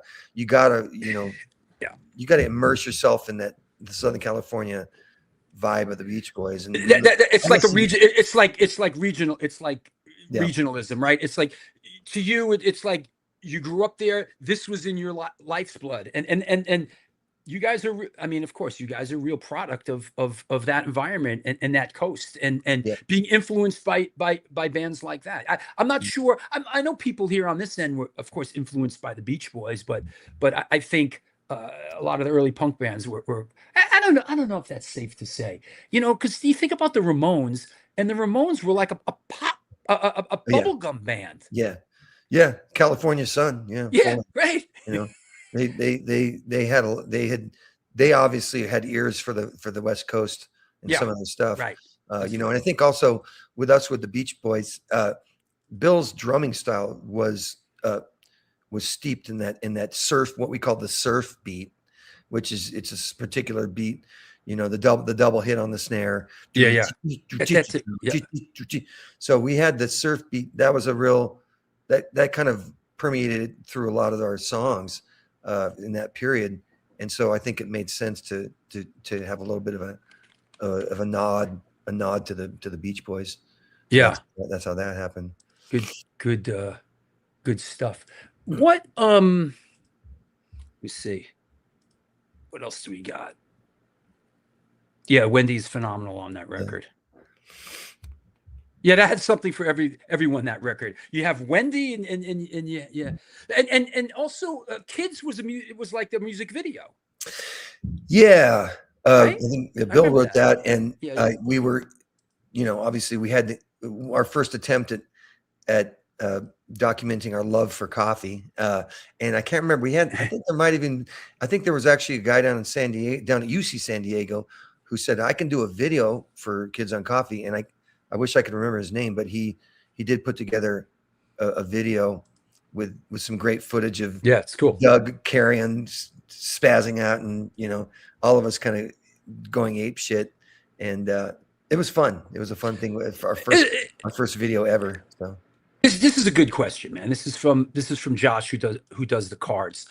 What does Milo think of the term pop punk and what it became with bands like Blink-182? I mean, having sort of been there at the birth of the whole thing and kind of seeing the Big Bang, right? Having been there for the Big Bang and seeing how things laid out in the universe after. Have you had what sort of a relationship have you had with that sort of awkward term?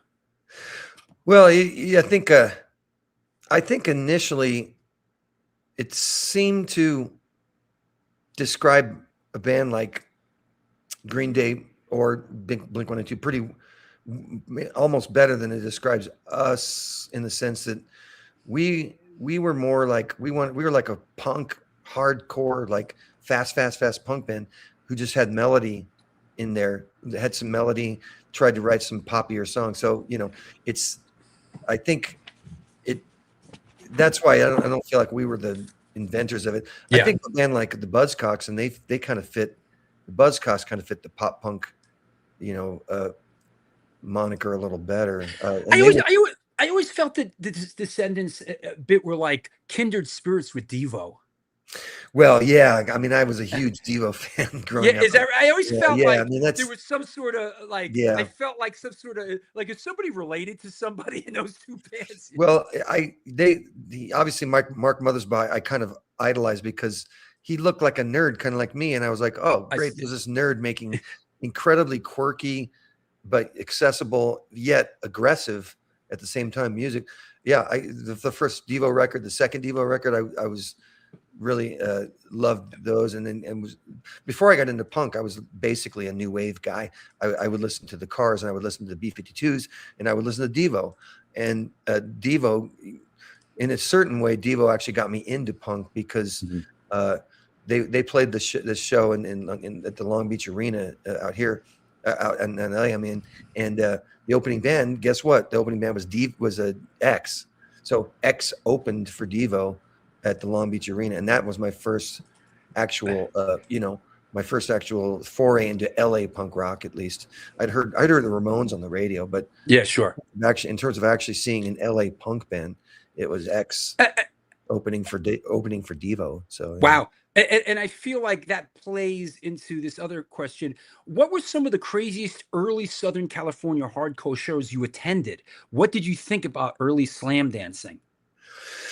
Yeah, I mean, I think when I was getting into it, it had started to transition from like the pogo to something more like a pit, a slam pit, and I remember going to see the Germs. It's actually the last time the Germs played. It was at the Starwood. Oh, wow. I was like, this is my one chance to see the Germs. I got to get up front. So I go up front to get right next to Darby or whatever. And I'm up there waiting for them to start. And I look behind me and there's a guy with wrapping chains around his fists. And I'm like, first I'm thinking, how did he get chains into the club? But he got him in. And I'm looking at him and he's just like, he looks at me like, shut up and turn around, don't turn me in or whatever. And so then I was like, oh, great. So this is what's going to happen. I'm going to be checking out my favorite band while everyone else behind me is committing acts of violence and mayhem or whatever. But that was just part of the scene. And the good news is that people still slam, but there's a certain ethic to it. There's a certain like help your fellow slammer, and it seems like it's good. It's good family fun at this point. No chains involved anymore. I sort of never connected Descendants with sort of like that sort of I don't know what's the proper how can I gingerly step around this? I never connected Descendants with like a violent sort of crowd. I would just traditionally you would think Suicidal Tendencies or Black Flag, but did you ever deal with that? Like, oh, people was slamming those shows. I mean, absolutely. kids show, like for instance. Yeah, Biohazard, right? Like the band Biohazard would say, people would come to our shows to settle their beefs. Oh, yeah. I mean, that may have occurred at our shows, but all I know is that people slammed, people stage dove, and I was kind of oblivious on a certain level because I was just up there to sing, and I was up there to vibe with the audience, and if that was how they wanted to kind of celebrate our music, I'm okay with it. Good. It was never the case of like, I mean, there's bands where it would be like, hey, stop slamming or we're going to stop playing. It's like, I just want everyone to have a good time. Hey, I know. Hey, I know I was one of the guys behind this whole slam dancing thing, but now I'm saying no more. No more. Yeah, don't do it. No, I think stop. Yeah, so that was never our game. I think anyone can dance any way they want to our music. Yeah, that's good. People can pogo if they want, or whatever they want to do. But that was we never like I don't think we ever juiced up the crowd like, oh, you know, hey, let's get the circle pit going. I'll occasionally do that just for fun now, just like during one of our old songs, like, hey, let's start up a circle pit. Because now it is more of this. I think it's much more, I'm going to say, fun affair as opposed to like dangerous affair now. Well, that's what it seems like to me with you guys, just where you're at, and I think part of that is when you sort of made the transition from, you know what, I'm going to do music full time. Is it fair to say, of course, that sort of changes the perspective and the whole and the whole, we're not doing this part time. We're going to think this through and book the right tours and the right shows way in advance, and we're going to make a run at this, right? Yeah, I mean, I've just tried to be more prepared more than anything else, mentally and physically prepared. And I used to, yeah, I mean, I used to kind of thumb my nose at the whole professionalism part because it's punk rock, right? It's just about like, you know, you show up and you get all your aggression out, and you know, it doesn't have to be. If it's professional, that just seems almost like a contradiction in terms. However, I also like to start a tour and finish a tour and not break down in the middle of a tour, you know? So I've gotten, like you said, I mean, I no longer do music as like a hobby. It's my thing that I do as a career, and I'm okay saying that. And because I still have fun doing it, is that a fun thing for your family, for your kids and your wife? Do they enjoy going out with like their dad and doing fun, you know, rock and roll things? Yeah, I think, I mean, the band hadn't really played in a while. I'm going to say maybe at least 8 years. In 2010, my daughter, who was only 6 or 7, or 6 or 7 at the time, heard I played her some of my music, and she says, Dad, I want to see you play. I go, oh, well, we're not playing right now. And then I thought, well, I could make it happen. Maybe I can make, you know, it was kind of a command performance. Like, my daughter when me play, I better just make that happen. You know, you know what? Under normal circumstances, I really wouldn't want to deal with you guys, but I have a daughter now that wants to see her dad play rock and roll. That's right. So I'm willing to deal with this shit. That's right. We used to talk about the need to rock, and you know, that was always bringing me back was the need to rock. But in this case, it was the need to rock for my daughter. Yeah. And you know, and that's common. Yeah. I mean, I've heard that many people sort of, you know, my kid's old enough now and wants to see me play, and it infuses people with enthusiasm. I like this. Christopher Valdez says, I once saw the Descendents cover "What We Do Is Secret." That's cool. Yeah, yeah, we did. I think we did one we did a farewell show in '87 where I was going off to grad school, and I think it was more of a party. So it was like, hey, we're going to play this party. It's weird to have the party, playing a party be your last show that you're going to do, but that's how it worked out. So we thought, oh, we're just going to do the Germs album, the Germs GI album. So we did the entire. Oh, cool. The entire Germs GI album as our final show. So go out with a bang. Yeah. Hey, I'm going to take a quick sponsor break, and we'll come back and we'll take questions from around the world. Okay, cool. All right, that's what's up.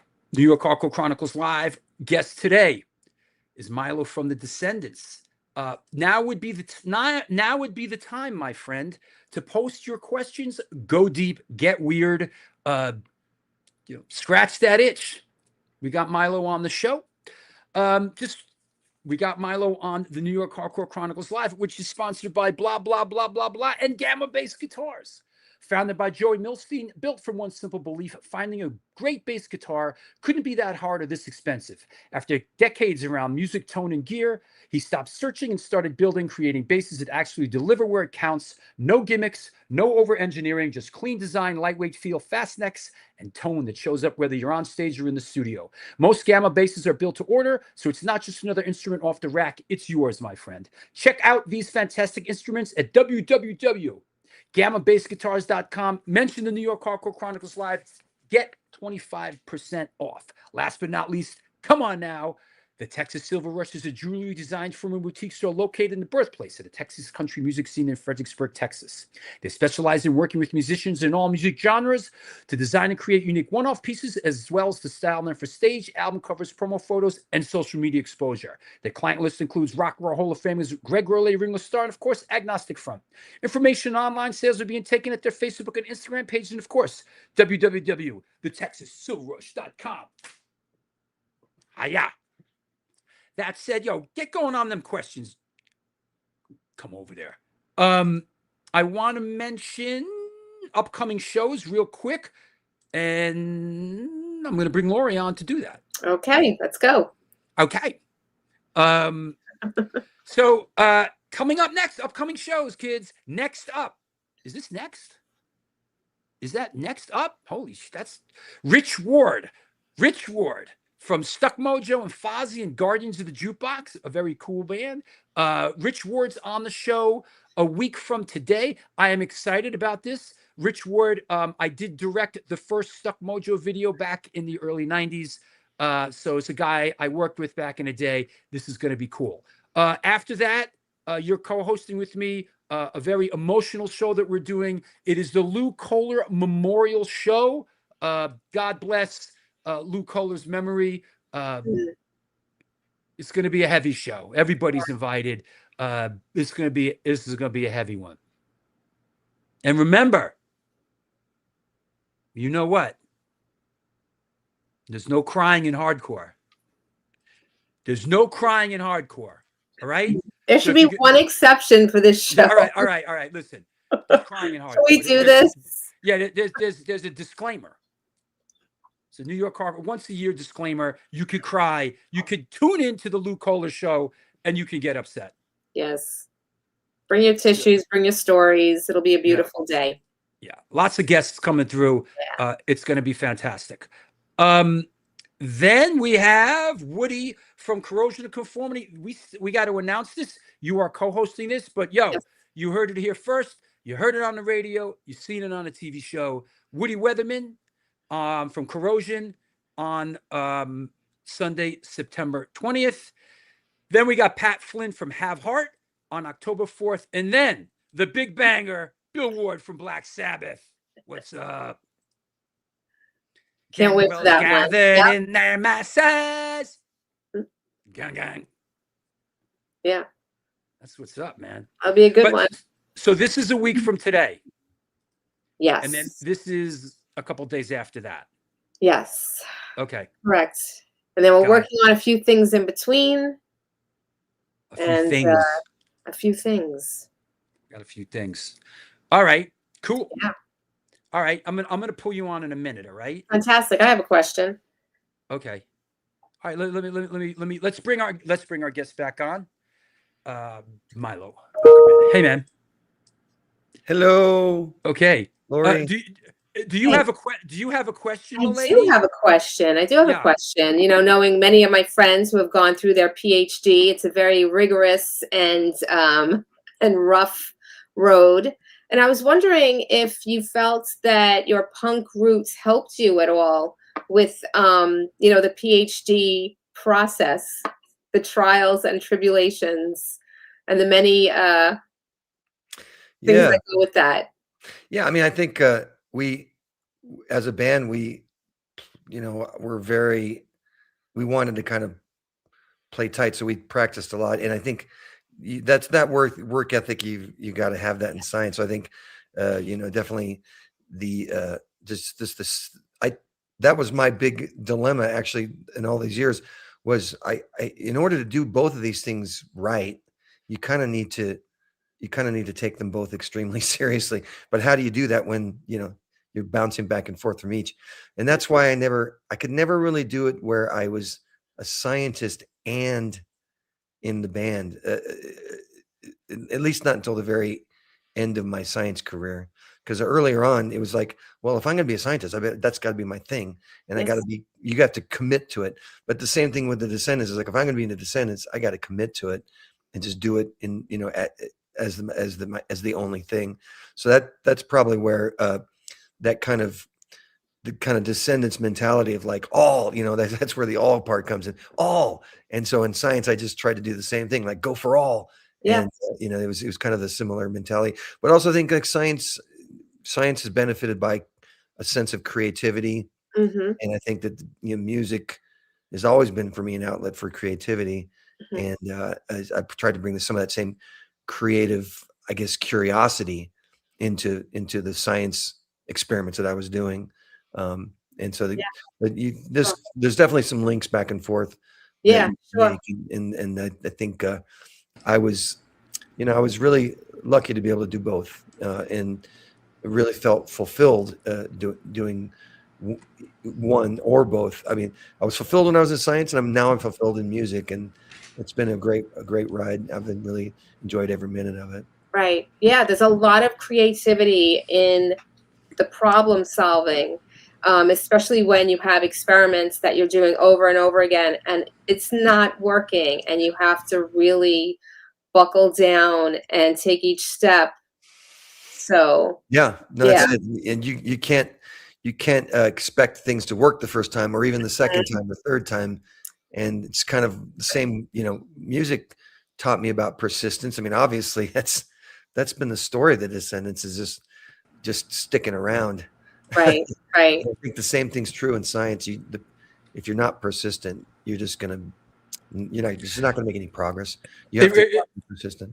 It just reminded me of they asked Albert Einstein about the light bulb, and they said, "Are you disappointed? There was 1,000 failures, on the way to creating." He said, "No, it was 1,000 steps on the way." Yes. And I thought it was an interesting change of it wasn't failures along the way; it was steps to ultimately reaching your goal. I thought that was pretty poignant. Yeah, and there's also there's also a lot of information that you can get in failures. Right. True. Yeah. It's not a failure. It's another data point. So yes, exactly. That's the way to do it. Right. Joshy asks, "What's the coolest and scariest thing Milo has seen in science?" That's a good one. The coolest. I mean, Laura's laughing. I was working on microRNAs in plants, and just to kind of, for me, it was having this set of data that made no sense. Like, what does this mean? And then to all of a sudden have the light bulb, like, oh, that's what this is. Mm-hmm. And then just to have that open up a whole new avenue of research for me, and to kind of be on the forefront, on the cutting edge of plant microRNAs, and being like, wow. I mean, just it happened. It happened. It's one of those serendipitous things where you sit on certain data and you mull it over, and it doesn't make sense, and you keep grinding through the same operations and to no avail, and then finally you do enough of those operations and you get this little kernel of something happening, and you make the connection, and then you go, that's what's going on. Yeah. That was to me the highlight of my scientific career, was just going, oh, I'm working with a microRNA. What the hell? I'm going to remember that one for a long time. Yeah. We all have those moments. Yeah. I think what people don't realize too is it's also a pretty rough and very there's a lot of pressure in science. There's pressure to get that data, pressure to get the grants and things like that too. So, and you're doing this all. What year did you get your PhD? 99. Okay. 99. So that was still kind of like the dark ages. I'm totally wrong. I got 92. Oh yeah. So that was definitely the dark ages of PhDs, and, paying people the stipend that they could barely live off of. Yeah. And you're working like 1 million hours in the lab, and, basically getting paid minimum wage and expected to survive on it. Yeah. So I think that's very punk rock. Yeah. I mean, I was a postdoc for, oh my God, I was a postdoc for 7. Wow. 7 years, or at least 7 years. I was a postdoc, where you're getting that kind of subsistence level salary. And it got old. It got the point where it's like, I'm now in my late 30s, and I'm still making, pennies or whatever. And I mean, I could pay the bills, but it wasn't, you could see that, like, this is not sustainable to just Yeah. to have this kind of, I mean, I'm never going to be able to, whatever, start a family or buy a house or anything like that. Yeah. And it was like, it definitely was like, something needs to happen. Something needs to happen to kind of break through. And I, my wife moved to Delaware, and I started just kind of knocking on DuPont's door, like, hey. Yep. Finally that landed. And that was a big moment for me, just to kind of get out from underneath that, like you said, the servitude of the postdoc world, and just actually making some decent money. So that was, well, the grants just need to be bigger. So just a little, right on. They haven't. Our friend and our good friend and supporter, Dina Douglas, out in photographer, says, my 2 sad Descendants stories. First, my Fat EP was stolen out of my car during the LA riots. Well, that's definitely something I'm stealing in the middle of a riot. I'm grabbing that.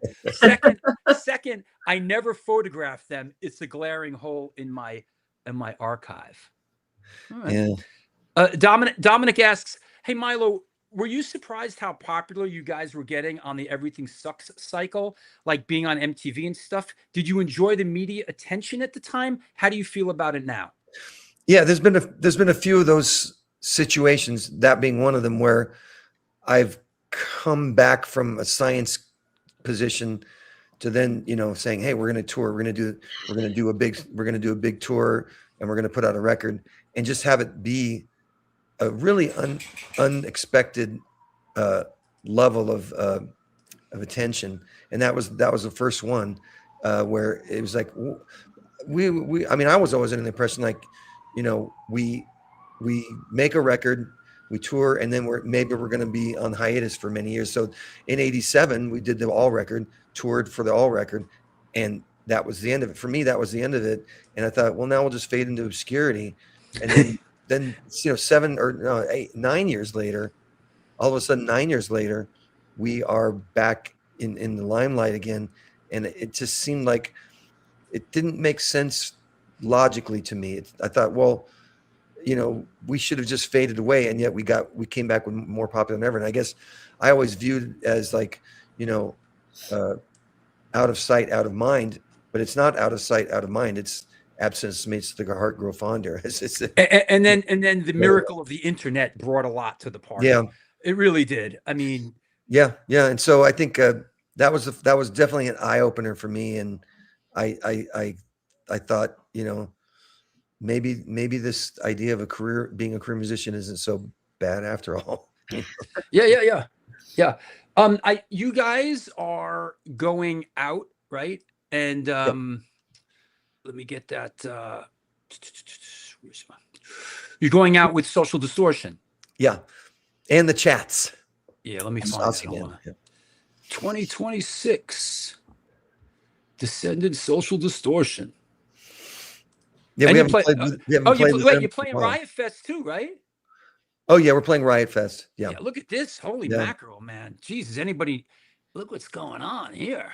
Yeah. Holy fuck, man. Saturdays chock full of goodness. Yeah. That's do you still enjoy like doing these big sort of like extravaganzas? Do you get a chance to see anybody or you sort of, I know some bands travel in a real insular sort of world. Well, we've been doing more, I'd say in the past few years, been doing more of our own touring, not as many festivals. I like the change of pace that the festival gives. And especially the idea of, I get to see other bands play a lot of other bands. And, of course, if I'm not completely exhausted, I will definitely try to make it out to see other bands. I mean, I would love to see Sugar. Problem is that Sugar plays opposite us. Oh, wow. Day, which sucks, but I'll figure out some other way to see them. But no, I mean, I want to see Iggy Pop, and I want to see, all this in the Insane Clown Posse too. Yeah. Oh, they're on there too. Okay. Yeah. Go get some friggin' Fago sprayed on you, bro. So yeah, I think the big festival shows people complain, oh, the audience is far away. That's, it's not as intimate affair. And is that right? William Shatner's going to be at Riot Fest? I guess so. Yeah. Jesus. But the trade-off for me is that I get to see a lot of bands play, and Yeah. a lot of bands that I might not have the opportunity to see otherwise, or so I Yeah. definitely take advantage of that. Very, very cool. Yeah. And yeah. And then where is here it is. Got it. Boom. Look at this. This thing is stacked right here, man.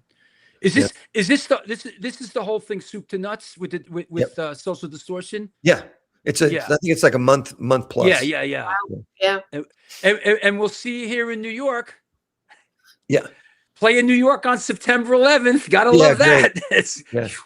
Well, we'll dedicate the show to the brave people, brave souls. Yeah. I'll come out. Yeah. Should be good. So I saw some questions that I could answer. Please feel free. I think there was a few people that asked about Hurt and Crew, so I just thought I'd. Yeah. Thank you. I sometimes I miss a couple of them as I go. So and that was a song that based on a true story where we played Lincoln, Nebraska, and we showed up and the only other people there was the opening band, which was a heavy metal cover band, and so they were opening up for us, and so when they came on, I watched them play, and then there was no one in the audience. It was basically the Descendents were the audience for them, and then when we played, the heavy metal band was the audience for us because there was nobody else there. This is in '85, I guess. So that's one of those we call it a solo run where it's just like there's no one there. It's just like hello out there. So at some point during the set, one of the guys in the heavy metal cover band yells out, "Play Freebird!" And so that's how that line got in there. So yeah, that's Hurt and Crew was a true story of just one of our many what we call flails back in '85, '86, where it's like, where is everybody? It's like that scene from Spinal Tap where they go to the in-store. Yeah. There, Kick my ass! I want you to kick my ass right now. So, what's his name? Artie Fufkin. Yeah, Artie Fufkin. Right. Yeah. Who was that? That was Paul. Yeah, Paul Schaefer. Artie Fufkin. Yeah. So I could relate to that whole scene. I was like, yeah, that we had Artie Fufkin booking our in stores too. What was her name, Lori? Bobby Fleckman. Bobby Fleckman. Yes. Fleckman. Yeah. Hostess with the mostest. Yes. We got some Spinal Tap geeking out going on. Absolutely. It's a great movie. It's great. Crazy. Yeah. Speaking of Motley Crue, right? Motley Crue was something that was hard to understand at first. It was like, huh? Yeah. But then again, so was Culture Club. What do I know? Right? Yeah. Right? I mean, this stuff was a little, huh? So, does Milo keep in contact with Atomic Nancy? I don't know who Atomic Nancy is. Oh boy, I don't know who that is either. All right. Shit. Yeah, you want me to answer that? I'll answer it. Hold on, I got it. Hold on. Yeah, Milo speaks to her all the time. She's great, loves her, wishes her all the best. Yeah, there we go. Hopefully, Atomic Nancy, we love you. Yeah. That said, what else we got? I know a Nancy, but here she's pissed. We pissed off Atomic Nancy. You got a nickname. You don't get a name like Atomic. You kind of. Yeah.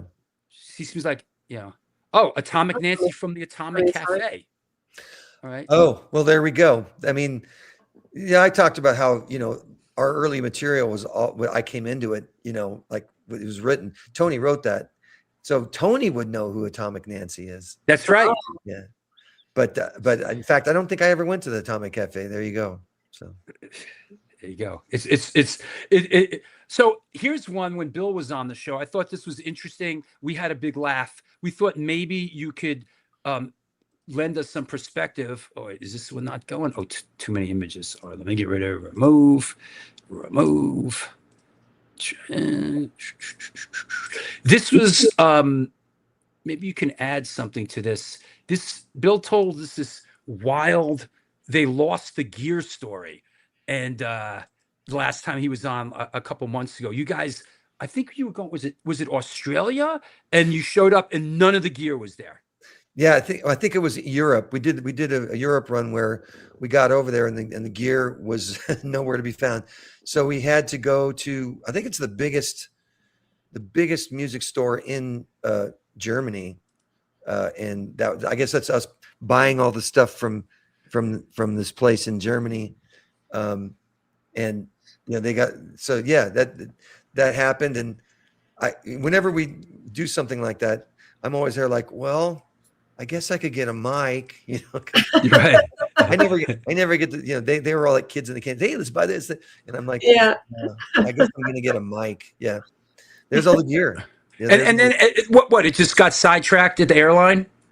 yeah, it showed up. So it finally, it looks like it finally showed up in Belgium, because we had to kind of roll through Belgium, and actually our van over there was a Belgian van. So we went to the van company where they had it delivered, probably like a week later or something like that, and collected it all, and then we could play with our own gear again, and not be hampered that way. But yeah, that was I'd say a pretty minor blip in the whole. It's a recent blip, but I mean back in the day where we crashed on the freeway, and we've had some great tour adventures. So Oof. I see you guys. This must have been fun going to Australia. yeah, we just came back from there in June, and yeah, I love going down there. Now, this is the first time we've been there in the winter, but still, it was still very nice, and it was a lot smoother than I expected, because a lot of times when we play Australia or South America, there's a lot of flights, and it just kind of ruins me in terms of like, okay, you're going to fly to the next place and then somehow get on stage and you deal with all that. For me, the singer, deal with all that flight air and flying. This is what you're going to do. You're going to get very little sleep, and you're also going to eat really crappy food. And then you're going to get on a large metallic tube, and you're going to breathe everybody's germs for about 5 or 6 hours. At which point you're going to get off. We're going to pick you up. We're going to bring you to the show. You're going to have a couple hours, and then you're going to get on stage and be expected to perform and flawlessly. Let me guess. You've done some of this before. Yeah, exactly. No, I find that the flights are what make me the sickest. Yeah, I've got my immune system through the years has become super mega. I mean, I've got mega immunity. That's incredible. I don't get sick as much, but like long flights like that, they dry out my vocals. Yeah. Right. Like sometimes I'll get off a flight like that. If I expect to play the same night, I'll get off the flight. I'll go to the hotel room and just sit in the shower, like, just kind of run the shower for like 30 minutes just to kind of get some steam back into my vocal cords. So yeah, there's certain things you got to do to manage that type of a schedule. And that's, so when we play Australia, it's that way. I mean, all those cities are so far away from each other. Sure. But it worked out okay. It was okay this time. And I always feel like when I do Australia and I don't lose my voice, it's like major win. How is your voice at 63? Has it gotten a little easier as you've gotten older? It's gotten easier just because I've actually, as a professional musician, I've actually learned some techniques that help me preserve my voice. Stop it. Yeah, I know. As a young kid, it was just all about like, get up there and like, I want to be Dez. I'm Dez. And, it's really, like, I am. If like you can want to be Dez, but Dez never finished the Black Flag tour because he lost his voice. I mean, so that's the little, that's the fact of matter that I have to kind of keep in check. Like, yeah, wouldn't it be great to sing like Dez all the time? But then I wouldn't make it through a tour. And so, you learn how to sing where you're not just totally raking your voice over the coals. And that's kind of what I learned more recently. And it's helped. I've tried to maintain, the same range. Like I could, singing the high notes, like something like Clean Sheets goes way up there, or Gene Is Dead goes way up there. And I can sing them better now than I could sing them back in the day. So, yeah. I think in a lot of ways, I don't know, I could just keep it in the eye. I know what I could sing well, and I know what that doesn't work anymore as I've gotten older.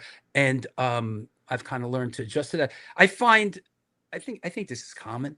at my age, I think I'm having the easiest time I ever have of singing through this stuff. Yeah. And when I was a teenager, I would just howl at the moon, like you said. Oh, I'm Des, I'm Henry, and I would be destroyed. Yeah. So as I've gotten older, I've just learned to enjoy it a little bit.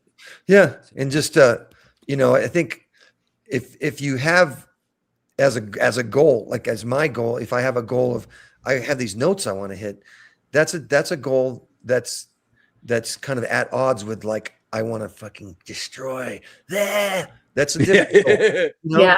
That's a worthy goal as well. But those two goals are really hard. The only guy I know that could ever just like build and sing notes was Dio.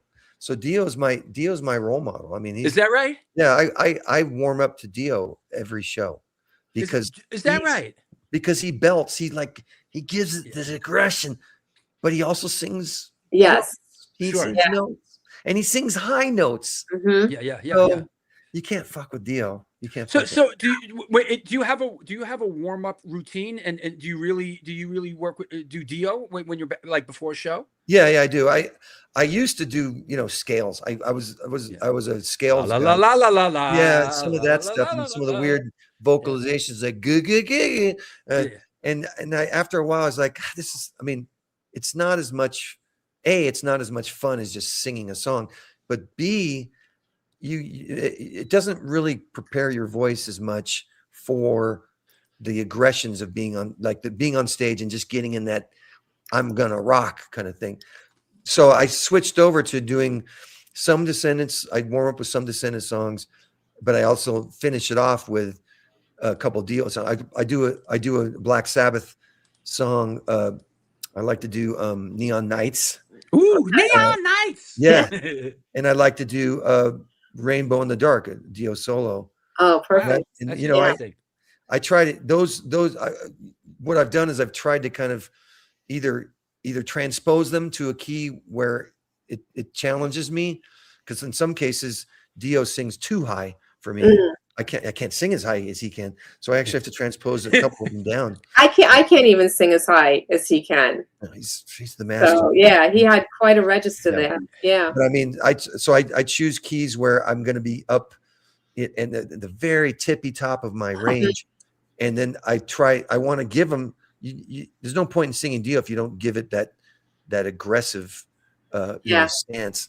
And so that's what seems to get me in the right frame of mind to then get on stage and sing and be aggressive but not blow my voice out. That's always the goal, is like aggressive but not losing my voice. Of course.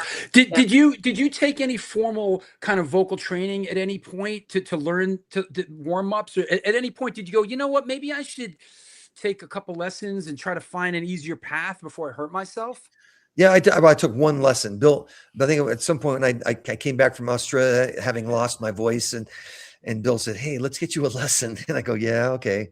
I think that might be a good idea." And I took one lesson from a guy in LA, and I think it was worthy because it got me thinking about where the voice is being produced from. Is it being produced from your chest, your gut, your chest, your head, and the notion of a head voice, and something I'd never thought of ever. But the notion of, if you can sing using your head and using what they call a mask and just having the voice, I mean, obviously you need to support it with your chest, but if it can come from your head, that's a way of not just destroying your voice at the same time. Basically, if you're bellowing the entire time, I don't know too many people that can do that. Yeah. It's not for everybody, man. I see some of these guys, Lou Kohler, God rest his soul, was one of the most, like, I used to go, how can this guy do this night after night? Like, it was incomprehensible to me being a singer. Like, how could this guy do this? Isn't he hurting himself? I mean, there's a couple guys like that. I'm like, how the fuck's he doing this? Yeah, I was always impressed with his singing. And he was just that band, the band in general, they were just so in your face and so so powerful. Yeah. And it's just real sad, real tragedy to hear about that. Yeah. Yeah, it really is. He's a beloved figure here in New York City. And, as we head down the home stretch, with Milo from the Descendants. Any final any questions? Any burning desires? Post them now as we it's like an AA meeting. Any burning desires? Put your hand up. You know. I think someone asked about Tony, like making reference to Tony was much older than us. Yes, yeah. And did you got a keen eye. You saw all this shit. Yeah. I did it. I did it while I was off the screen because you know what? Oh, okay. If I'm trying to read these things over here, then I'm doing this. And people will be like, "What the fuck are you doing, dude?" So no, I can't.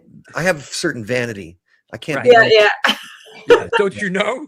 No, that's the question was about Tony was a lot older than you guys. Yeah, and I think the question was, well, did you relate to him at all? And I think we did because we were obviously all in the same kind of music, but he was a bit of a nerd himself.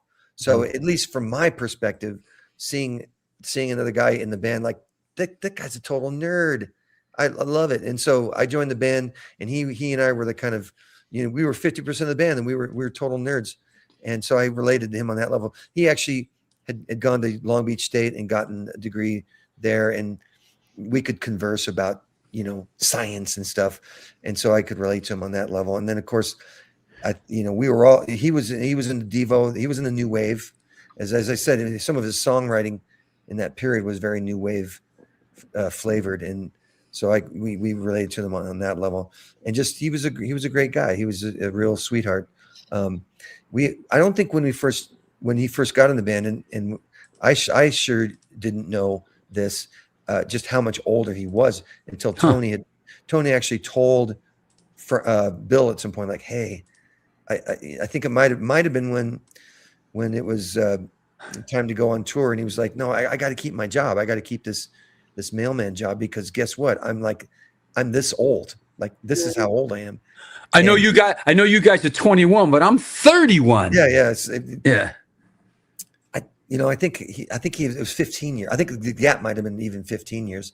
Wow. And so, when we were in our teens, he was in his 30s, that kind of a scenario. Yeah. So, but just a great guy. And, he made it work, being older than us. And I think it's because of, he's a very youthful looking guy, and we can take inspiration from that as well. I mean, like we're now in our elder years, and we can go, you know what? Tony had the right idea. He used music to stay young. And that's kind of what we're doing too. It's just the music is what keeps us young. And that's how Tony made it work. 100%. And what brings us all together here today, gang, is the 40th anniversary re-release of the Descendents Enjoy. It's out there now. Pick it up. Our guest has been Milo Aukerman. Am I pronouncing that right? Yeah. Aukerman? Absolutely. Yeah. Is that German, Romanian? I imagine it. Yeah, it has some German roots. My ancestors have been in this country since 1700s, but they came to Germany. Yeah, they're from. And I think it was originally Auker, meaning acre, and so they were farmers. So they were Aukermen. They were plowmen. They dealt with acres. So that's how. I remember this. Larry the Hunter says, Descendents at the Wetlands was a wild show. I got an embroidered work jacket at that show, and people constantly offer me money for it. I'll never sell. Yeah, that was an 90. That was a 90 something. Yeah, 96 probably. Did you guys make the embroidered Carhartt jackets? Was that was? No. I'm trying to think. What was that? What was that, Larry? Was it the Carhartt era? Remember that when like everybody was wearing like work clothes?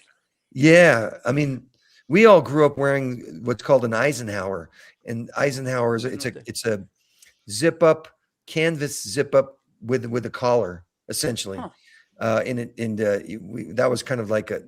I gotta look this up. Hold on. Eisenhower. I think I know what you mean. Yeah. Howard jacket? Is that an Eisenhower jacket? Yeah, it's an Eisenhower jacket. They're usually pretty light. They're usually made with some kind of canvasy material. Yeah. There's a few punk rock musicians who are who have their PhDs. Greg from Bad Religion and Dexter from The Offspring. I mean, do you run into these people ever on the road? Do you geek out on science?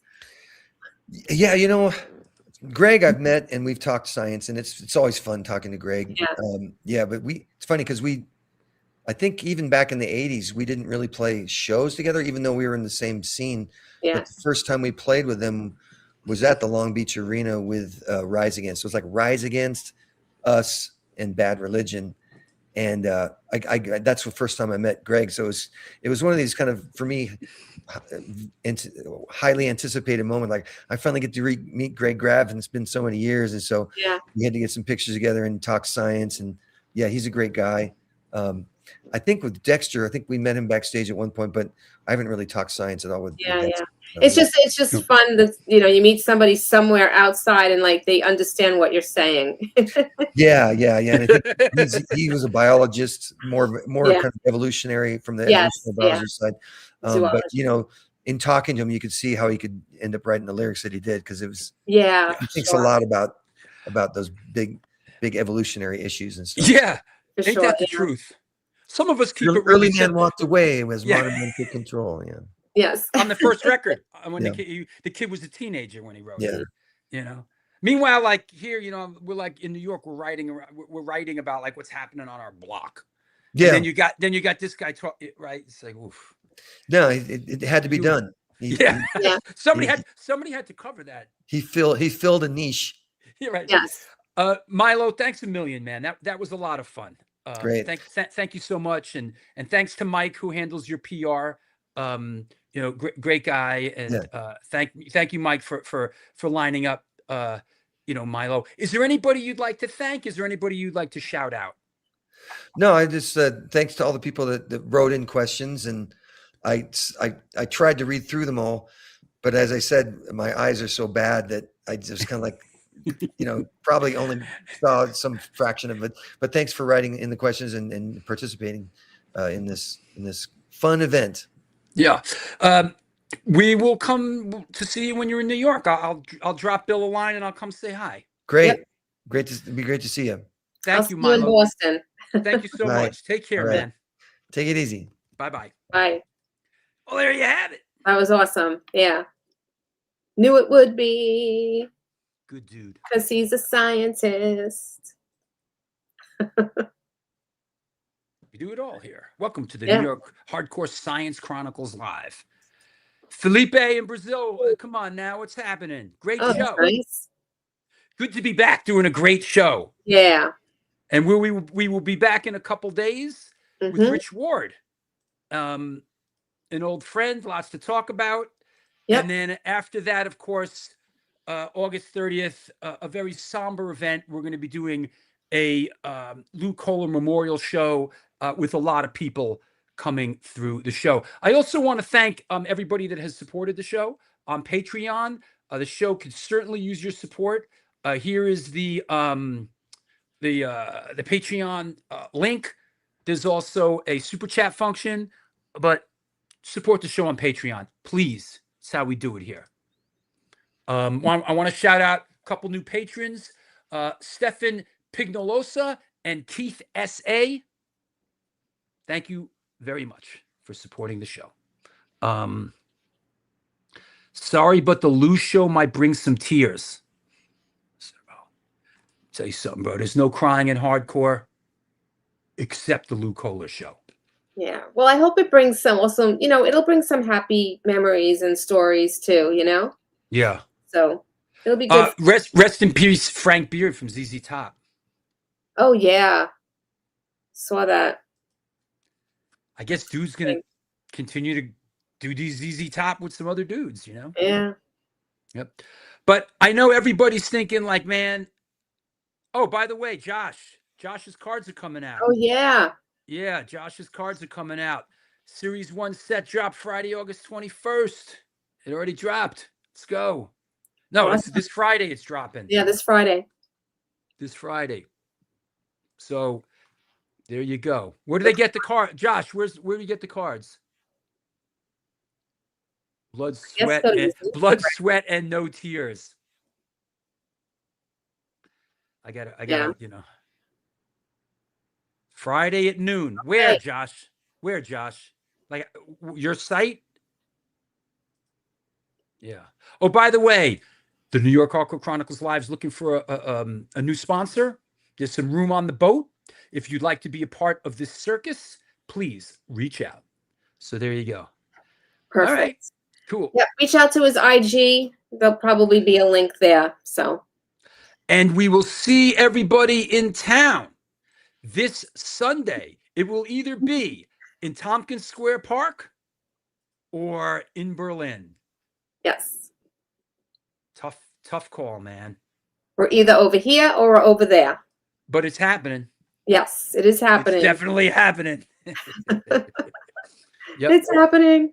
All right. Well, thank you. Okay. Great show. Talk to you soon. See you Sunday. Bye-bye. Well, there you have it. Another one in the bags, the New York Hardcore Chronicles Live. Thanks a lot, everybody. Our guest today was Milo Aukerman of Descendents. Great show. Great to see everybody. We'll be back in a week with Rich Ward. So come by and check us out then. And of course, we got this going on in the park or Berlin this Saturday. So thanks a lot. It was great to see everybody. Love you guys so much. Please keep in touch with me. I want to know what's going on in your life. Till next time, do good things and good things will come to you. Conditioned by indoctrination, conditioned by society. You're a victim of the digital age, a 21st century casualty.